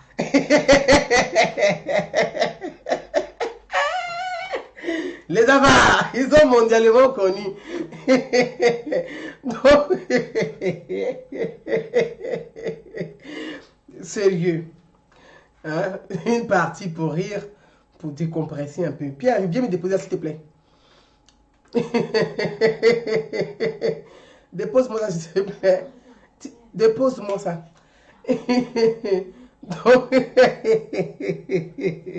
bon, Jeannette Kwame, on va continuer. C'est pour dire que ils ont fait un gouvernement. Donc, ils ont fait un gouvernement ouïa des gens qui ne veulent pas participer aux élections démocratiques. C'est pour ça que c'est important. Tu me poses. Merci. C'est pourquoi les observateurs, moi j'ai vraiment apprécié et je pense que tous citoyens, chaque citoyen, nous tous d'ailleurs, on doit soutenir cette option de traduire ces gens-là devant la justice.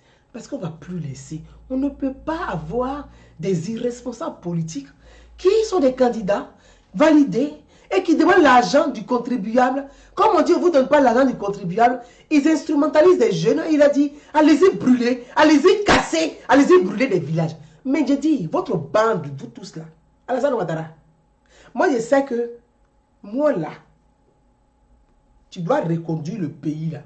Ça c'est mon souhait. Donc on attend les résultats et puis on va se prononcer. Moi, Gouza Naounou là, moi j'ai demandé audience solennelle au président de la République. Oui. Audience solennelle au président de la République. Audience solennelle au président de la République, au chef de l'État. Le futur président qu'on va annoncer là, parce que j'espère que dans les heures à venir, on aura les résultats définitifs de l'élection présidentielle. Mais je vais faire ma demande d'audience solennelle au président, au futur président de la République. Non, parce qu'on ne peut plus se cacher. Hein. Non, pourquoi? On va toujours rester derrière, on va se cacher. On ne va pas se cacher. Non.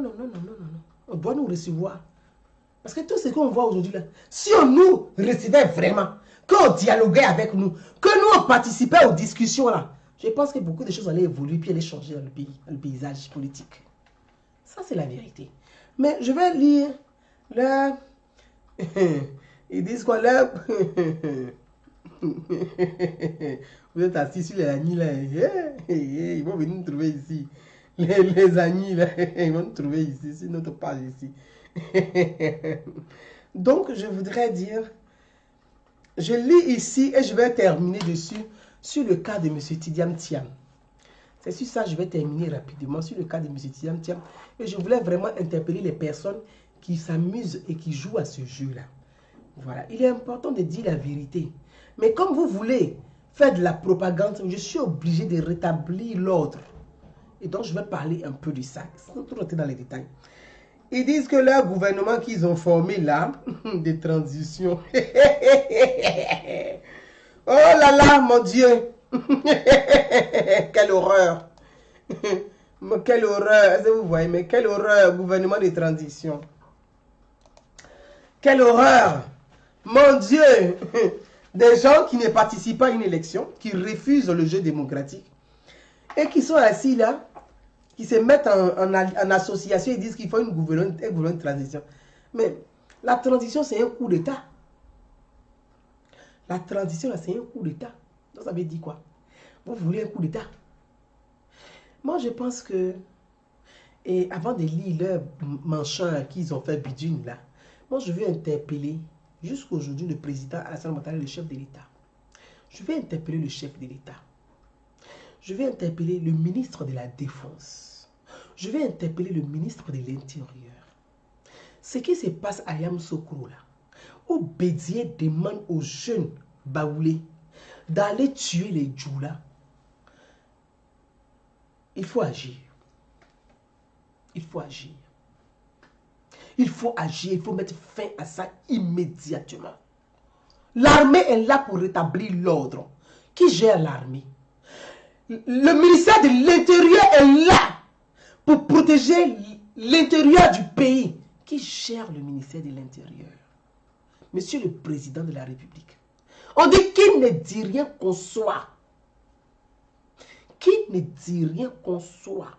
Ce qui se passe à Yamoussoukro, où Bédié a armé des jeunes baoulés pour dire d'arrêter les camions, de regarder dans les camions. S'il y a des djoulas, de tuer les djoulas, c'est un crime. c'est l'appel au meurtre à une communauté. C'est l'appel au meurtre. Et je veux appeler la jeunesse de Côte d'Ivoire.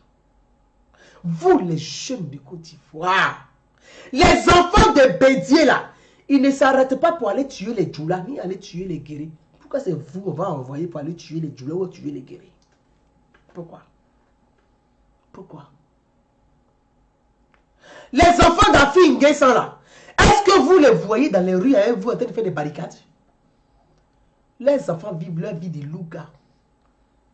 C'est combien on vous donne pour gâcher votre vie? Vous pouvez aller commettre des meurtres, de même vous allez avoir des peines à perpétuité. C'est combien on vous donne? On a un ministère de la Défense, on a un ministère de l'Intérieur, on a le chef de l'État.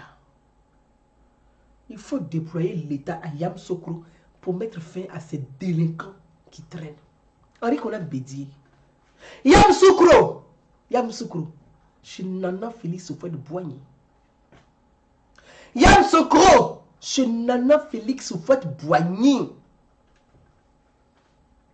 Même Gbagbo qui n'aimait pas Houphouët-Boigny pendant les 10 années de crise en Côte d'Ivoire, sous le pouvoir Gbagbo, le sang n'a pas coulé à Yamoussoukro. Bédié, tu es tellement méchant, tu n'as jamais aimé Houphouët-Boigny, tu as toujours détesté Houphouët-Boigny. Même Yamoussoukro, tu détestes Yamoussoukro. Gbagbo là, qui détestait Houphouët là, même sous son mandat là, ces 10 années, le sang n'a pas coulé à Yamoussoukro. Et toi, Bédié, fils d'esclave, tu vas armer des jeunes pour aller couler le sang dans le village de Houphouët-Boigny, dans la ville de Houphouët-Boigny. Bédié, tu es mauvais.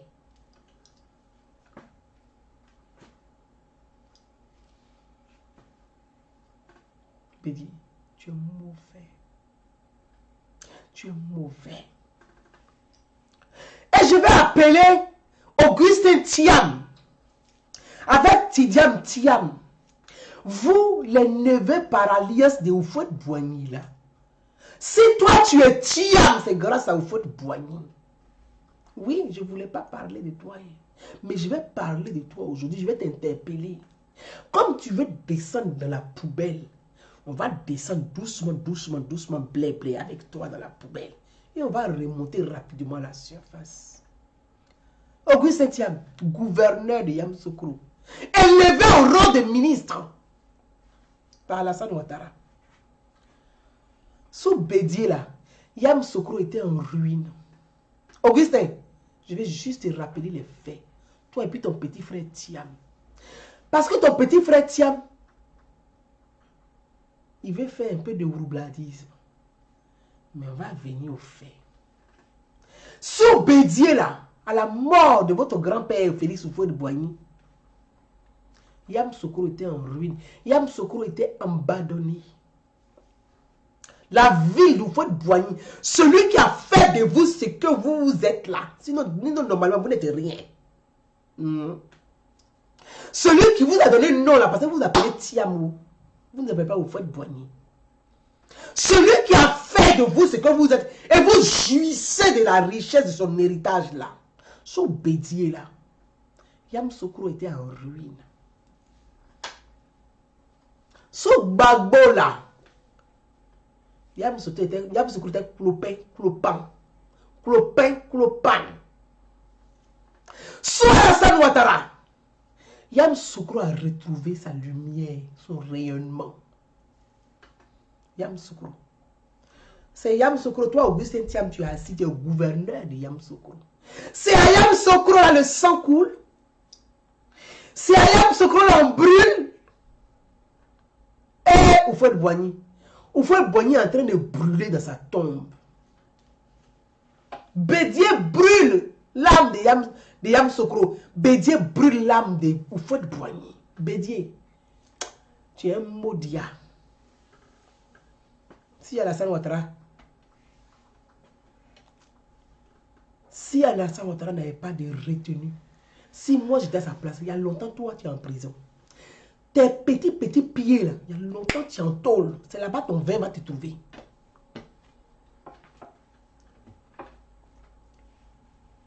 Houphouët-Boigny, Oufou est en train de brûler dans sa tombe. L'âme d'Oufou est en train de brûler. Parce que Bédi a toujours détesté Félix Houphouët-Boigny. Il a toujours eu la haine d'Houphouët-Boigny. Quand on aime Houphouët-Boigny, on ne brûle pas Yamoussoukro. On n'appelle pas à brûler Yamoussoukro. On n'appelle pas à brûler la ville de Nana Félix Houphouët-Boigny. Tiens, toi,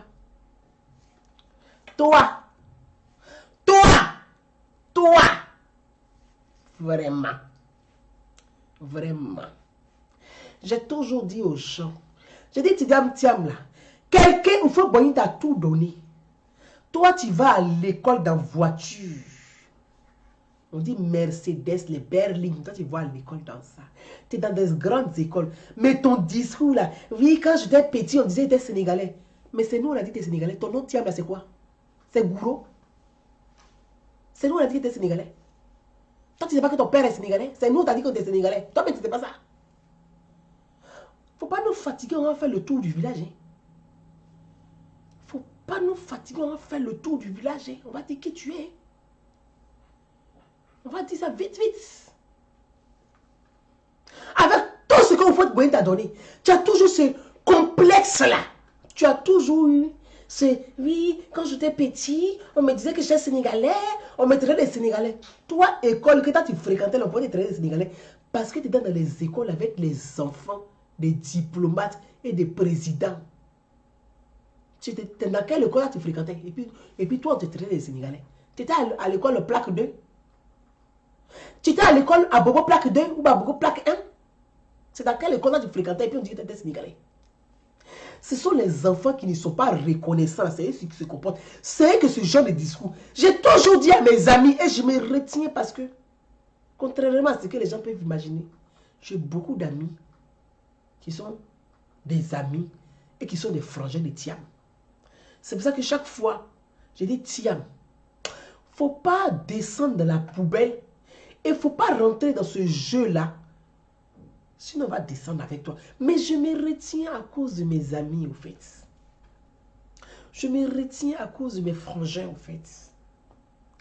Parce que j'espère que jusque-là, la reconnaissance de tout ce que Houphouët-Boigny t'a donné et a fait de toi, là, va te retenir et va t'assagir et va mettre une dose d'intelligence en toi.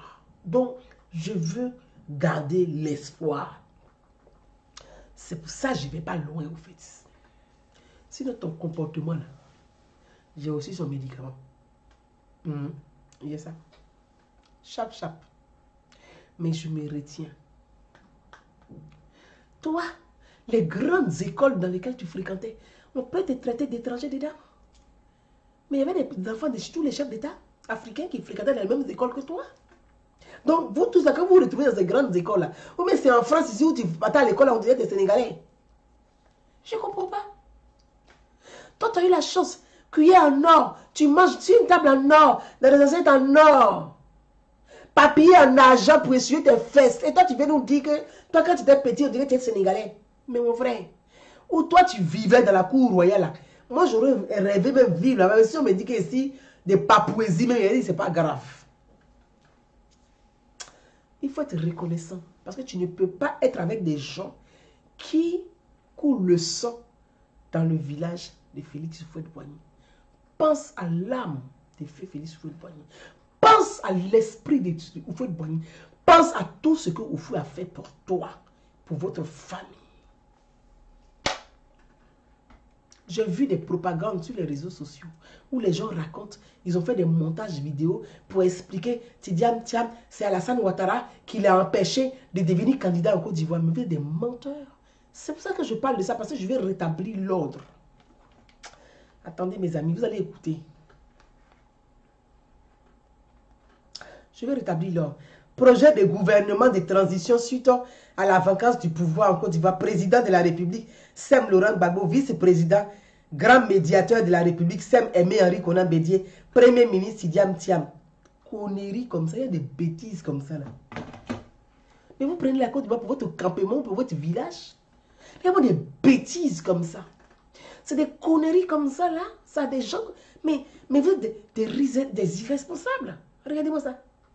Général de la présidence, Marcel Amontano, comme ça. Le mari de Karigia. Le mari de Karigia. Donc toi, c'est quoi tu voulais? Marcel Amontano, général de la République. Regardez-moi des conneries comme ça. Mais c'est quoi ces plaisanteries, là? Toi, tu es le ministre des Affaires étrangères de la salle Ouattara pendant des années. C'est quoi tu cherches? De la République, tu cherches? Mais si c'est ça, là, il fallait être un simple conseiller à la présidence, être au palais. C'est ça, là, tu étais candidat, c'est pour devenir général de la présidence. Ta candidature que tu as déposée, toi, ta femme et Karidia et toi, là. C'est pour être ça. Il n'y a pas de bêtises comme ça. Ministre d'État, ministre de la Défense, monsieur Guillaume...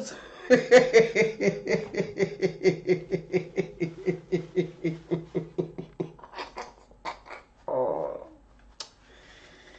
Vraiment, les gens là, ils font des trucs. On dirait quand nous on était petits avant là. Vous voyez quand on est petits,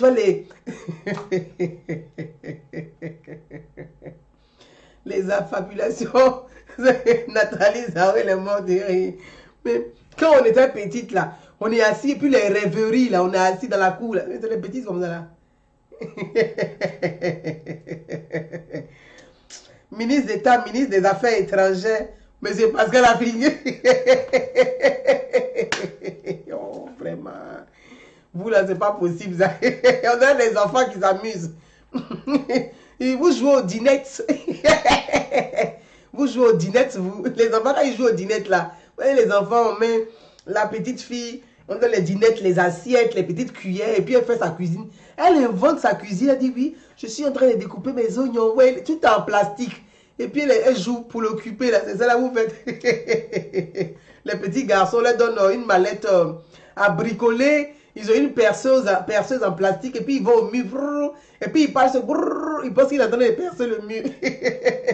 Oh, vraiment, les gens là, c'est quoi ça là? C'est votre groupe. Ouattara, il faut mettre les gens là en prison à avancer, pardon. On va gagner du temps. Ceux-là, moi je comprends. Ouattara n'est pas dictateur. Hey, pardon, il faut être dictateur un peu. Alassane Ouattara, pardon. Il faut être dictateur un jour, pardon. Il faut les mettre en prison. Ouattara, pardon, président. Il faut être dictateur un peu. Hey. Même une journée, là, il faut être dictateur. Les gens, là, il faut les ramasser dans le cargo, là, il faut les jeter en prison. Il faut être dictateur un peu. Parce que souvent, là, c'est important. Pour maîtriser l'ordre, pour mettre de l'ordre, là, souvent, là, c'est important. Il faut faire ça un peu.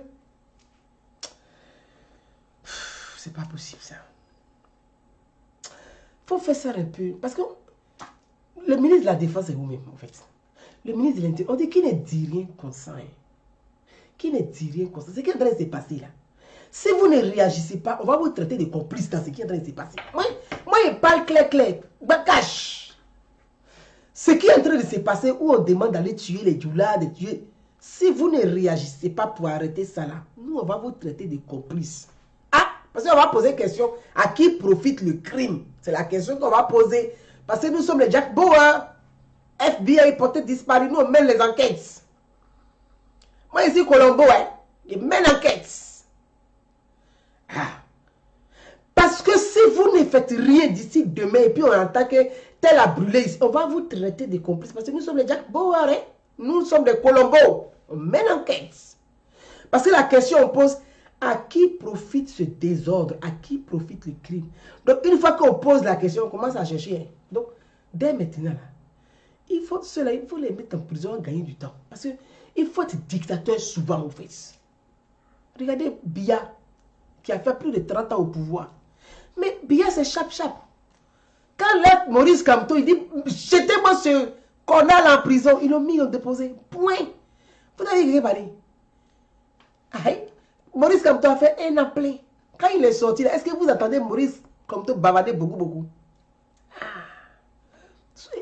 Soyez dictateur un peu. Ah, tiens. De temps en temps, là, c'est bien. Il faut apprendre. Parce que ceux-là, c'est ça qui est moyen. Ils disent quoi? Pascal Affi Nguessan, ministre des Affaires étrangères. Quelqu'un qui a été premier ministre de Gbagbo. président de son parti. Ils ont enlevé même le FPI, même dans l'international socialiste. Aux affaires étrangères. Il a quel réseau? Oh là là, mon Dieu. C'est qui ça là? Il y a qui d'autre? Ministre d'État, ministre de l'économie et des finances. Professeur Mamadou Koulibaly. Makoum. Makoul.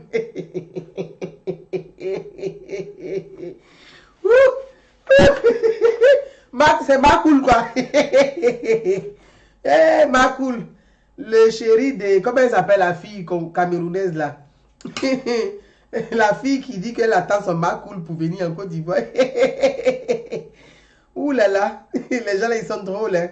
C'est quoi ces bêtises là? Oh là là là là là là, mon Dieu. C'est Makoul quoi. Ouh là là là là là là, mon Dieu. Ministre de la ville, de la salubrité urbaine, Jacques Gabriel Ewuo. Jacques Gabriel Ewuo, c'est pas le jeune qui est maire du plateau, là, c'est pas lui. C'est pas le neveu de Akosi Benjo. Ils n'ont pas trouvé bon ministère pour lui, ils ont trouvé c'est le ministère de ma grande soeur Anne Loté, ils veulent pas voir ça. C'est ceux qui maîtrisent son ministère, il faut le laisser. Parce que c'est femme à Abidjan. Chaque jour, ils sont en train de balayer Abidjan son nom. Elle balaye. C'est le ministère là, vous voulez. Jacques Ewuo là.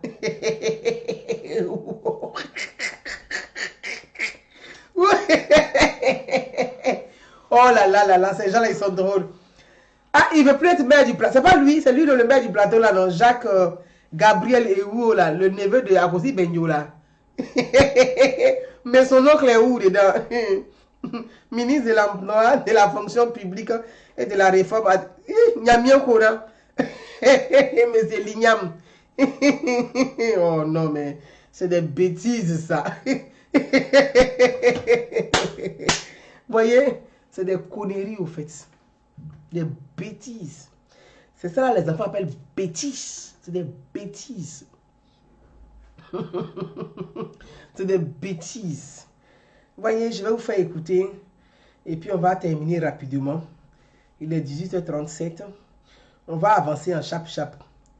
Et cette vidéo là, vraiment, je pense que je vais terminer sur Thiam, mon frère. Je vais appeler Thiam à l'intelligence. C'est vrai, tu es diplômé, on t'a nommé à des postes d'institution. Parce que les gens confondent nomination avec mérite. C'est pas pareil. Parce que quand les gens parlent de Thiam, moi je pense qu'il est intelligent, il a dirigé plusieurs institutions au niveau international. Il a forcément une compétence, il a quelque chose à apporter à son pays qui est la Côte d'Ivoire. Et j'en doute vraiment pas. Mais je vais juste dire que c'est pas parce qu'on t'a nommé à des postes d'institution que tu penses que tu mérites mieux que les autres qu'on n'a pas nommés. Voilà. Post-nomination là, c'est affaire des réseaux, ce n'est pas affaire des compétences ni des diplômes, c'est affaire des réseaux. Voilà. Il y a les gens on nomme et puis ils apprennent sur le tas. Ils ne connaissent même pas les noms, puis ils apprennent sur le tas. Donc, la nomination, ce n'est pas parce que tu es le plus intelligent qu'on t'a nommé. C'est parce que le réseau t'a nommé. Et le réseau, là, il faut dire merci à Alassane Ouattara. Et je veux revenir sur cette vidéo qui est en train de traîner sur la toile. Pour dire, stop! Vous allez mettre Thiam en difficulté. Et sur le continent, et à l'international, avec ce genre de vidéos. On va écouter. Il s'appelait, voilà, c'est un monsieur du nom de quelque chose. Voilà, c'est ça. Qui a partagé ça. Et je veux vraiment qu'on puisse l'écouter. Pour que les gens sachent de quoi je veux parler. Pour que les gens sachent de quoi je veux parler. Il a partagé ça. Il a partagé ça. Et je suis allé même commenter son post qu'il a partagé. Voilà. Vous allez écouter. Voilà. Voilà. Je vous montre un peu. Voilà ça. La photo d'Alassane Ouattara puis Tidiane Thiam. Voilà. Donc, je veux que vous écoutiez un peu le temps et puis on va parler de ça.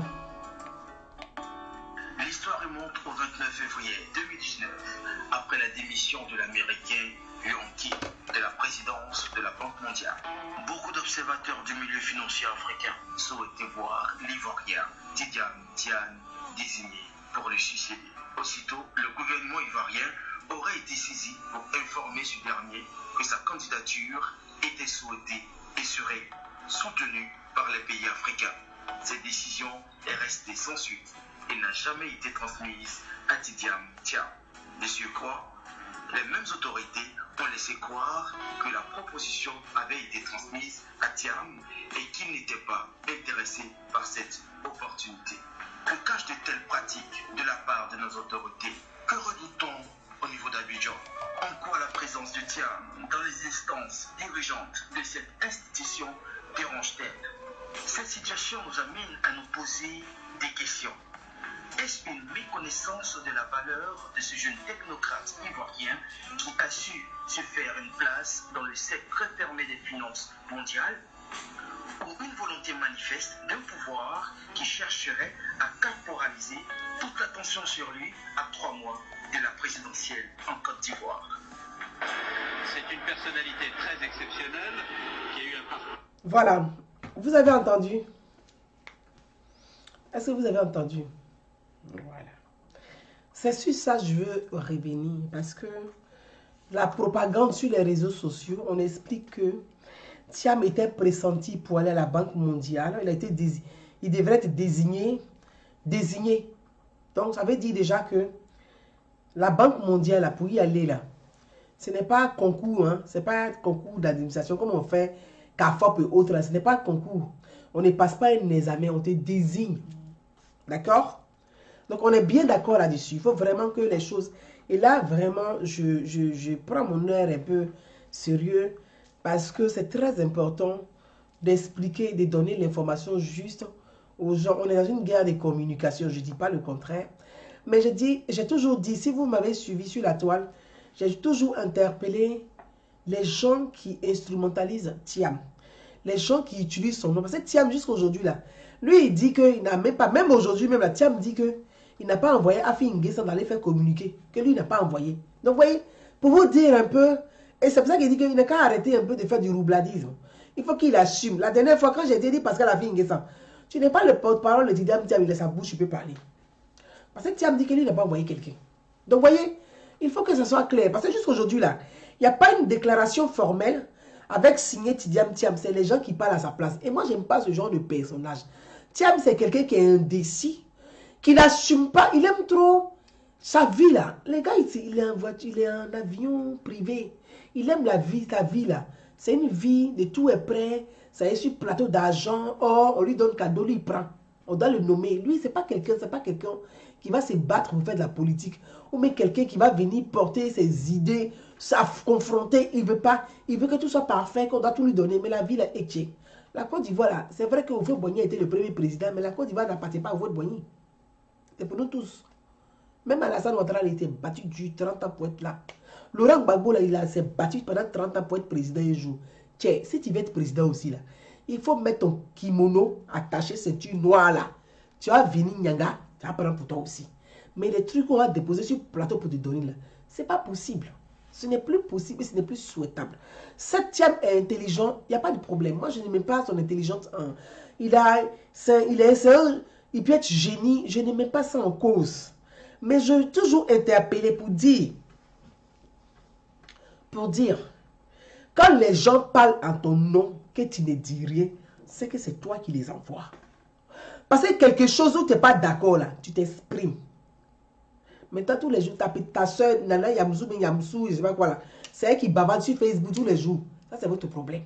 Écoute, ton grand frère aussi, de l'autre côté, Yamsou dit que mon petit frère n'a pas envoyé quelqu'un. Bon, vous êtes bizarre, hein? Bon. On va laisser ça. Donc, je vais juste interpeller. Les gens disent, et cette vérité-là, je vais l'établir parce que je ne dis pas que j'ai la science infuse, je ne sais pas ce que je dis. Mais il faut croire que c'est le président Alassane Ouattara qui a empêché la désignation de Tiam à la Banque mondiale au FMI. Je vais vous dire que c'est faux. Faux, faux, faux, faux et faux. C'est du mensonge. C'est du mensonge. Vous mentez. C'est pas parce que vous avez une haine viscérale à l'encontre d'Alassane Ouattara que vous allez mentir grossièrement. Alassane Ouattara n'a pas empêché Thiam la désignation de Thiam. Bien au contraire, Alassane Ouattara a posé son pied sur le dossier de Thiam Crédit Suisse. Sinon, aujourd'hui, Thiam serait en prison. Allez-y leur dire ça. Moi, vous dites que Gouzan nous dit. C'est pas quelqu'un. Alassane Ouattara, là. Le problème des crédits suisses, là. Les blancs ne sont pas de votre bêtise à l'africaine, là. Vous avez compris? Dominique Strauss-Kahn, la DSK, le grand DSK pressenti pour être président en France. DSK était au FMI, mais a fait des fesses. On l'a attrapé à 1 minute, bras dans le dos à l'aéroport. On s'en fout si tu dis FMI, on te met en tôle. Dominique Strauss-Kahn, là, a fait des femmes. On l'a attrapé en plein aéroport. On s'en fout de ton titre. Tu es président ou tu es quoi, ce n'est plus leur problème. Une fois que tu commets un délit, là, tu es un bandit comme tout le monde. On a attrapé Strauss-Kahn aux États-Unis, on l'a attrapé. Le monde entier s'est tourné. Vous n'avez pas vu ça? Est-ce que vous n'avez pas vu pour Dominique Strauss-Kahn? Tiens, peut dire merci à Alassane Ouattara parce que c'était passé en Suisse, en Europe. Si c'était en Amérique, là, Alassane Ouattara n'allait même pas agir. Ben, les Américains, ils ne jouent pas à ça. Oui. Les Américains, ils ne jouent pas à ça. C'est pas que c'était passé en Europe que Ouattara a pesé pour que Thiam n'aille pas en prison. Sinon, ce qui s'est passé en Crédit Suisse, il y a eu mort d'homme. Comme vous voulez qu'on parle, parce que je vais juste parler de cette partie-là. Vous voyez, j'ai beaucoup d'admiration pour Tidiane Thiam. J'ai du respect pour lui. Il est cet intelligent. Il a dirigé des grandes institutions. Il n'y a aucun problème. Je ne mets pas ça en cause. Et je vous ai toujours dit que j'ai des amis qui sont très proches de Thiam. Voilà. J'ai des amis qui sont proches de Thiam. Et je ne vais pas les mettre en porte-à-faux. Ou franchement, je me retiens pour l'heure parce que j'espère que Thiam là, il va avoir ce déclic de dose d'intelligence pour ne pas rentrer dans la bêtise dans laquelle on veut le tremper. Parce qu'ils veulent le tremper dans une bêtise. Et moi, j'attire l'attention de Thiam. Alassane Ouattara n'est pas ton adversaire. Dominique Ouattara n'est pas ton adversaire. Il ne faut pas faire ça. Oh. Parce que ceux qui veulent t'induire en erreur, là, tu vas payer cash. C'est ce que tu ne sais pas encore. C'est passé ce qui s'est passé en Suisse. On est sur le continent européen. C'est pour ça que Alassane Ouattara a posé le pied. Il a mis son pied un peu sur le dossier Crédit Suisse. Sinon, là, Thiam, si c'était aux États-Unis, il y a longtemps, Thiam est en prison. Si c'était en Amérique, là, il y a longtemps, Thiam est en prison. Vous avez compris? Dans le dossier suisse, là, il y a eu mort d'homme. Quelqu'un est mort dedans. Thiam, c'est ça. Mais vous ne savez pas ça. Vous ne savez pas ça. Affaire d'espionnage. Crédit Suisse, là, ça n'appartient pas à Thiam. Hein? Qu'est-ce que vous racontez? Ce n'est pas une banque de Thiam. On dit Crédit Suisse, c'est une banque suisse. Ça n'appartient pas à Thiam. Thiam, là, il n'a pas passé concours. Ou bien il n'a pas envoyé CV pour être... on n'a pas fait sélection, c'est une nomination. Il n'a qu'à vous dire comment il a été nommé là-bas. Vous bavardez trop sur les réseaux sociaux pour rien là. On connaît Thiam, on fait des mensonges. Je suis sûr que vous ne le connaissez pas. Parce que vous ne pouvez pas mentir comme ça. Dans un documentaire de propagande comme ça, là, vous ne pouvez pas mentir comme ça. Thiam là, il a un Crédit Suisse. Vous faites croire que la France ne peut jamais soutenir la candidature de Tidiane Thiam. C'est moi qui vous dis, il a dit que vous a dit. La France ne peut pas soutenir la candidature de Tidiane Thiam. Et je vais vous dire pourquoi. Tidiane Thiam, là, il représente les intérêts des pays arabes sur le plan international, le domaine financier. Tidiane Thiam ne représente pas les intérêts de la France, ni de l'Europe, ni de l'Amérique, mais des pays arabes. Vous avez compris? Il ne rentre pas dans les détails. Il sait ça. Donc quand vous causez à lui, là, posez-lui la question pour dire, Thiam, qu'est-ce qui s'est passé?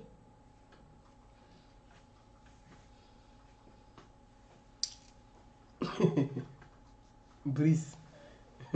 Tidiane Thiam représente les intérêts des pays du Golfe. Vous savez, sur le plan mondial, là, aujourd'hui, le plan international, là, l'Arabie Saoudite et le Qatar sont en guerre stratégique. Mais Thiam, lui, il représentait les intérêts financiers des pays du Golfe. C'est ça la vérité aussi. Donc, afin d'aller espionner soit le Qatar, soit l'Arabie Saoudite, a posé la question à Thiam, tu as fait quoi dans le dossier ça là? Vous voulez qu'on parle tous sur les réseaux sociaux? Alors, donc arrêtez de mentir sur Alassane Ouattara. C'est lui qui l'a envoyé? Non. Donc le problème aujourd'hui, qui a eu un souci en Suisse, mais le procès est là-bas, hein, à Zurich. Hein. Le procès là est ouvert à Zurich. Hein. Thiam sait qu'il a un procès dans le cul. Thiam lui-même sait qu'il a un procès dans le cul. Donc ne venez pas dire que c'est Alassane Ouattara qui a empêché Thiam d'être nommé à la Banque mondiale. Mais quand Thiam, depuis que Alassane Ouattara était avec Bédier et que ça allait entre les deux, qu'est-ce que Ouattara n'a pas dit à Bédier? On dit qu'on a Bédier. Moi-même, je fais des vidéos ici pour vous dire, mais Bédier, le président te demande d'envoyer un cadre. On dit Bio, tu dis tu ne veux pas. On dit Thierry Tano, tu dis tu ne veux pas. On dit Thiam, tu dis tu ne veux pas. Pourtant, tu dis non, Bédier a dit à Alassane Ouattara que c'est la ministre Kandia et la maman Tagri qui sont partis voir Bédier pour la dernière fois à Daoukro. Les images sont sur les réseaux sociaux. Bédier, il faut donner Thiam va être le candidat du RHDP. Bédier dit que Oufo Boigny a juré avant de mourir que Thiam, que ni ses enfants, ni ses petits-enfants ne doivent faire la politique. C'est pas ce que Bédier a dit. Mais aujourd'hui, tu fais quoi dedans? Tu fais quoi dedans? Attendez, mais Ouattara a rappelé, quand Bédier était président, il était aux affaires là, Thiam était ministre aux affaires avec Bédier, mais quand le coup d'État a commencé, Thiam était le premier à fuir, à quitter le pays. Il n'est pas venu au pays. C'est là que KKB a dit, mais Thiam c'est un pureux. Quand ça a commencé ici, il a fui le pays, il est parti. C'est aujourd'hui qu'il a venu pour être le candidat du PDCI. C'est à cause de Thiam que KKB dit qu'il est candidat. Alors pourquoi vous mentez sur Alassane Ouattara? Donc le problème qu'il y a eu en Suisse là, c'est un problème d'espionnage. Ah, puisque chacun a envoyé un groupe aller espionner le groupe de l'autre dans l'affaire des banques. Ce sont des... C'est qu'on dit crédit suisse là. La Suisse c'est un paradis... c'est un paradis fiscal. Hein? Donc, affaire d'espionnage qui sort de là, c'est pas bon. Mais dans l'espionnage là, il y a eu mort d'homme. Il y a eu mort d'homme dans l'espionnage. Quelqu'un est mort dedans. C'est Alassane Ouattara qui allait tirer aussi celui qui est mort là. Tiens, le cas vous dit comment ça s'est passé. Mais quand ils ont attrapé les gens où il y a eu mort d'homme, mais les deux collaborateurs directs de Thiam là, c'est eux qui ont attrapé sur les lieux. Vous parlez de quoi? On n'a pas envie de parler d'un certain nombre de choses. Arrêtez un peu là. Donc, ne faites pas ce genre de vidéos de propagande. Il faut arrêter. On n'a pas envie de parler.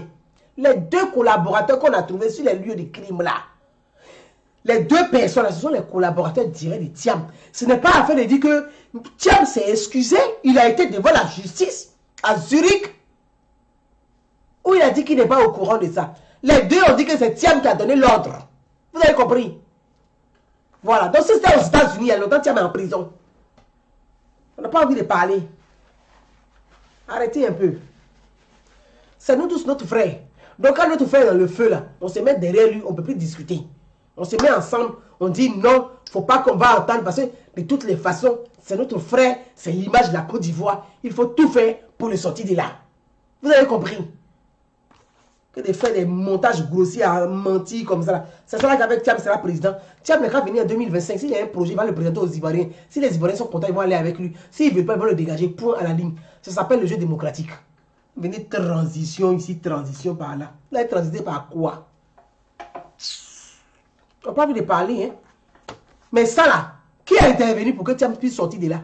Qui a intervenu? C'est vous? Quel chef d'État a intervenu? C'est qui? Oui, c'est la France. La France n'est même pas prête. Parce qu'il défend les intérêts des Arabes. La France n'est même pas prête pour ça. Voilà, c'est ça aussi la vérité. Alors, faire emmerder les gens, on n'a pas envie de parler. C'est vous qui venez venir saouler les anti-Thiam. Il a fait combien pour combien de jeunes en Côte d'Ivoire? Il a aidé combien de jeunes en Côte d'Ivoire, Thiam là? De la manière Thiam a aidé les jeunes au Sénégal, il n'a jamais aidé les jeunes ivoiriens comme ça. Vous avez compris? Il y a des jeunes Sénégalais là, de la diaspora. Thiam les a aidés contrairement aux jeunes ivoiriens. Donc on n'a pas envie de parler à faire de Thiam. Laissez comme ça y est, on va finir, on va avancer. Thiam, c'est notre frère. S'il veut être président en 2025, il n'a qu'à venir avec son projet, on va gagner en temps. Mais là, transition là, c'est quand c'est transitoire. C'est comment? Pour l'instant, on n'a pas envie de parler, on n'a qu'à laisser comme ça. Alors, qui me demande le résultat final? Il faut arrêter. Il faut arrêter. C'est pas parce que vous voyez là, ces petits enfants là, il y en a plein qu'on a payé là. Il faut voir les petits enfants togolais, petits enfants béninois, petits enfants tchadiens, gambiens, petits enfants, comment ils appellent ça là, mais au Nigeria là, les biafrais. Il faut voir plein de petits enfants. Donc, nous tous, on est petits enfants de Fouet-Boigny. Moi, mes petites filles de Fouet-Boigny. Alors, on est tous petits enfants de Fouet-Boigny. Et ça, là, on peut pas respirer pour ça. Ce n'est pas un projet de société, petits enfants de Fouet-Boigny. Ce n'est pas un projet de société, ça. Donc, si notre frère veut, il peut, et c'est son droit en tant que citoyen. Pour l'instant, il n'est pas citoyen ivoirien, il a une nationalité, une autre nationalité. Donc, si Thiam veut un jour participer aux jeux politiques de son pays, c'est son droit. Mais qu'il le fasse de façon transparente, propre, claire, avec des idées. Parce que quand on a incarné des institutions comme ça, on ne vient pas de cacher derrière un rebelle. Voilà, c'est ce que je vais dire à Thiam. Quand on a incarné des institutions au niveau international, on a une compétence réelle, on peut apporter à son pays, on ne se cache pas derrière un petit chef brigand de Soro Guillaume. Non, Thiam, tu ne peux pas te cacher derrière Soro Guillaume. Houphouët-Boigny n'a jamais voulu de rébellion dans son pays. Tu ne peux pas te cacher derrière Soro Guillaume. Yamoussoukro est une ville de paix. Elle doit demeurer une ville de paix. Le sang ne doit pas couler à Yamoussoukro. Et ça, je suis très en colère après Thiam et son frère. Je vais m'arrêter là. Bonsoir mes amis. Il faut arrêter un peu. Stop. Stop, il faut arrêter. C'est pas Ouattara qui a mis Thiam dans les problèmes. Thiam avait sa merde. C'est Ouattara qui l'a sorti de la merde. Et puis au FMI là, on ne fait pas concours pour aller au FMI. C'est les nominations. Et chaque pays a envie d'amener quelqu'un au FMI. Donc chacun se tape dans le dos. Ah oui. Tu penses quoi? Aïe. La France là, toi tu gères les pays arabes. Si on t'amène au FMI là, mais tu as tué l'Europe, tu vas les raisons pour être laisser aller au FMI. Vous rigolez ou quoi? Non. Réfléchissez quand même un peu. Réfléchissez. Qui va le laisser parler au FMI? Qui? Le FMI, c'est pour vous. C'est américain. C'est pour vous. Parce que les Américains savent très bien que Thiam, lui, gère les fonds arabes. Il défend l'intérêt des fonds arabes. Et c'est les Américains qui vont le laisser parler au FMI. Vous êtes là, vous mentez sur Alassane Ouattara. Arrêtez vos bêtises. On n'a pas envie de parler. Vous aussi, quand même, soyez un peu. Ayez un peu de jugeote. Il y a quand même de la logique. Réfléchissez. Vous êtes un montage grossier comme ça. Il dit, Alassane Ouattara, il y a 3 mois des élections, il veut empêcher Thiam de venir. Mais Thiam a 3 mois des élections, il ne peut même pas être candidat. Thiam a 3 mois des élections, il ne peut pas être candidat. Parce que pour être candidat, il faut au moins 6 mois sur le territoire. Ok? Moi, j'ai des amis qui connaissent Thiam. À plusieurs reprises, j'ai discuté avec mes amis là. Je dis, mais votre gars là, il y va ou il n'y va pas? Un an avant, ils m'ont dit, Gouza, notre gars ne va pas y aller. Donc, vos blabla, vous racontez là. Moi, je pense que Thiam vous a pas envoyé. Mais en tout cas, il faut que Thiam se précise et qu'il définisse les réalités. Et qu'il dise la vérité. Parce que si ce n'est pas ça là, on va se taper. Clair, clair. On n'a qu'à arrêter. Donc, Thiam n'a jamais voulu aller aux élections en Côte d'Ivoire. Il n'a jamais voulu participer aux élections en Côte d'Ivoire. Sinon, il serait allé. Il n'a pas voulu. Donc, arrêtez de mentir. Mentir pour faire croire que c'est Alassane Ouattara qui empêche Thiam d'aller au FMI. Au FMI là. C'est l'État, ton pays qui te propose. Vous avez compris? La France a proposé Christine Lagarde. Et la France fait un lobbying pour que Christine Lagarde soit acceptée au FMI là. La France allait convaincre l'Allemagne. C'est pour ça qu'on parle du siège, des sièges que la France a cédé au niveau de l'ONU. Le siège que la France a cédé à Angela Merkel à l'ONU là. C'est dans les discussions. Parce que la France a proposé Christine Lagarde. L'Allemagne voulait proposer. Mais on s'en va discuter pour dire, bon, moi, je veux que quelqu'un soit là-bas. Donc, moi, un côté, je vais te donner et je te cède une place. Mais il faut me soutenir. Donc, tu as fait du lobbying. Et donc, Thiam là, s'il n'avait pas eu le problème des Suisses, Alassane Ouattara voulait que Thiam fasse le même parcours que lui pour arriver en Côte d'Ivoire. Parce que le président a dit, Alassane Ouattara a dit à son... Thiam c'est le fils de Alassane Ouattara. Thiam c'est le fils de Dominique Ouattara. Vous aimez Thiam que Dominique Ouattara? Bande de menteurs va. Vous aimez Thiam que Dominique Ouattara? Vous êtes dans les mensonges inutiles là. Vous aimez Thiam que Dominique Ouattara, que Alassane Ouattara? Vous aimez Thiam que ceux-là?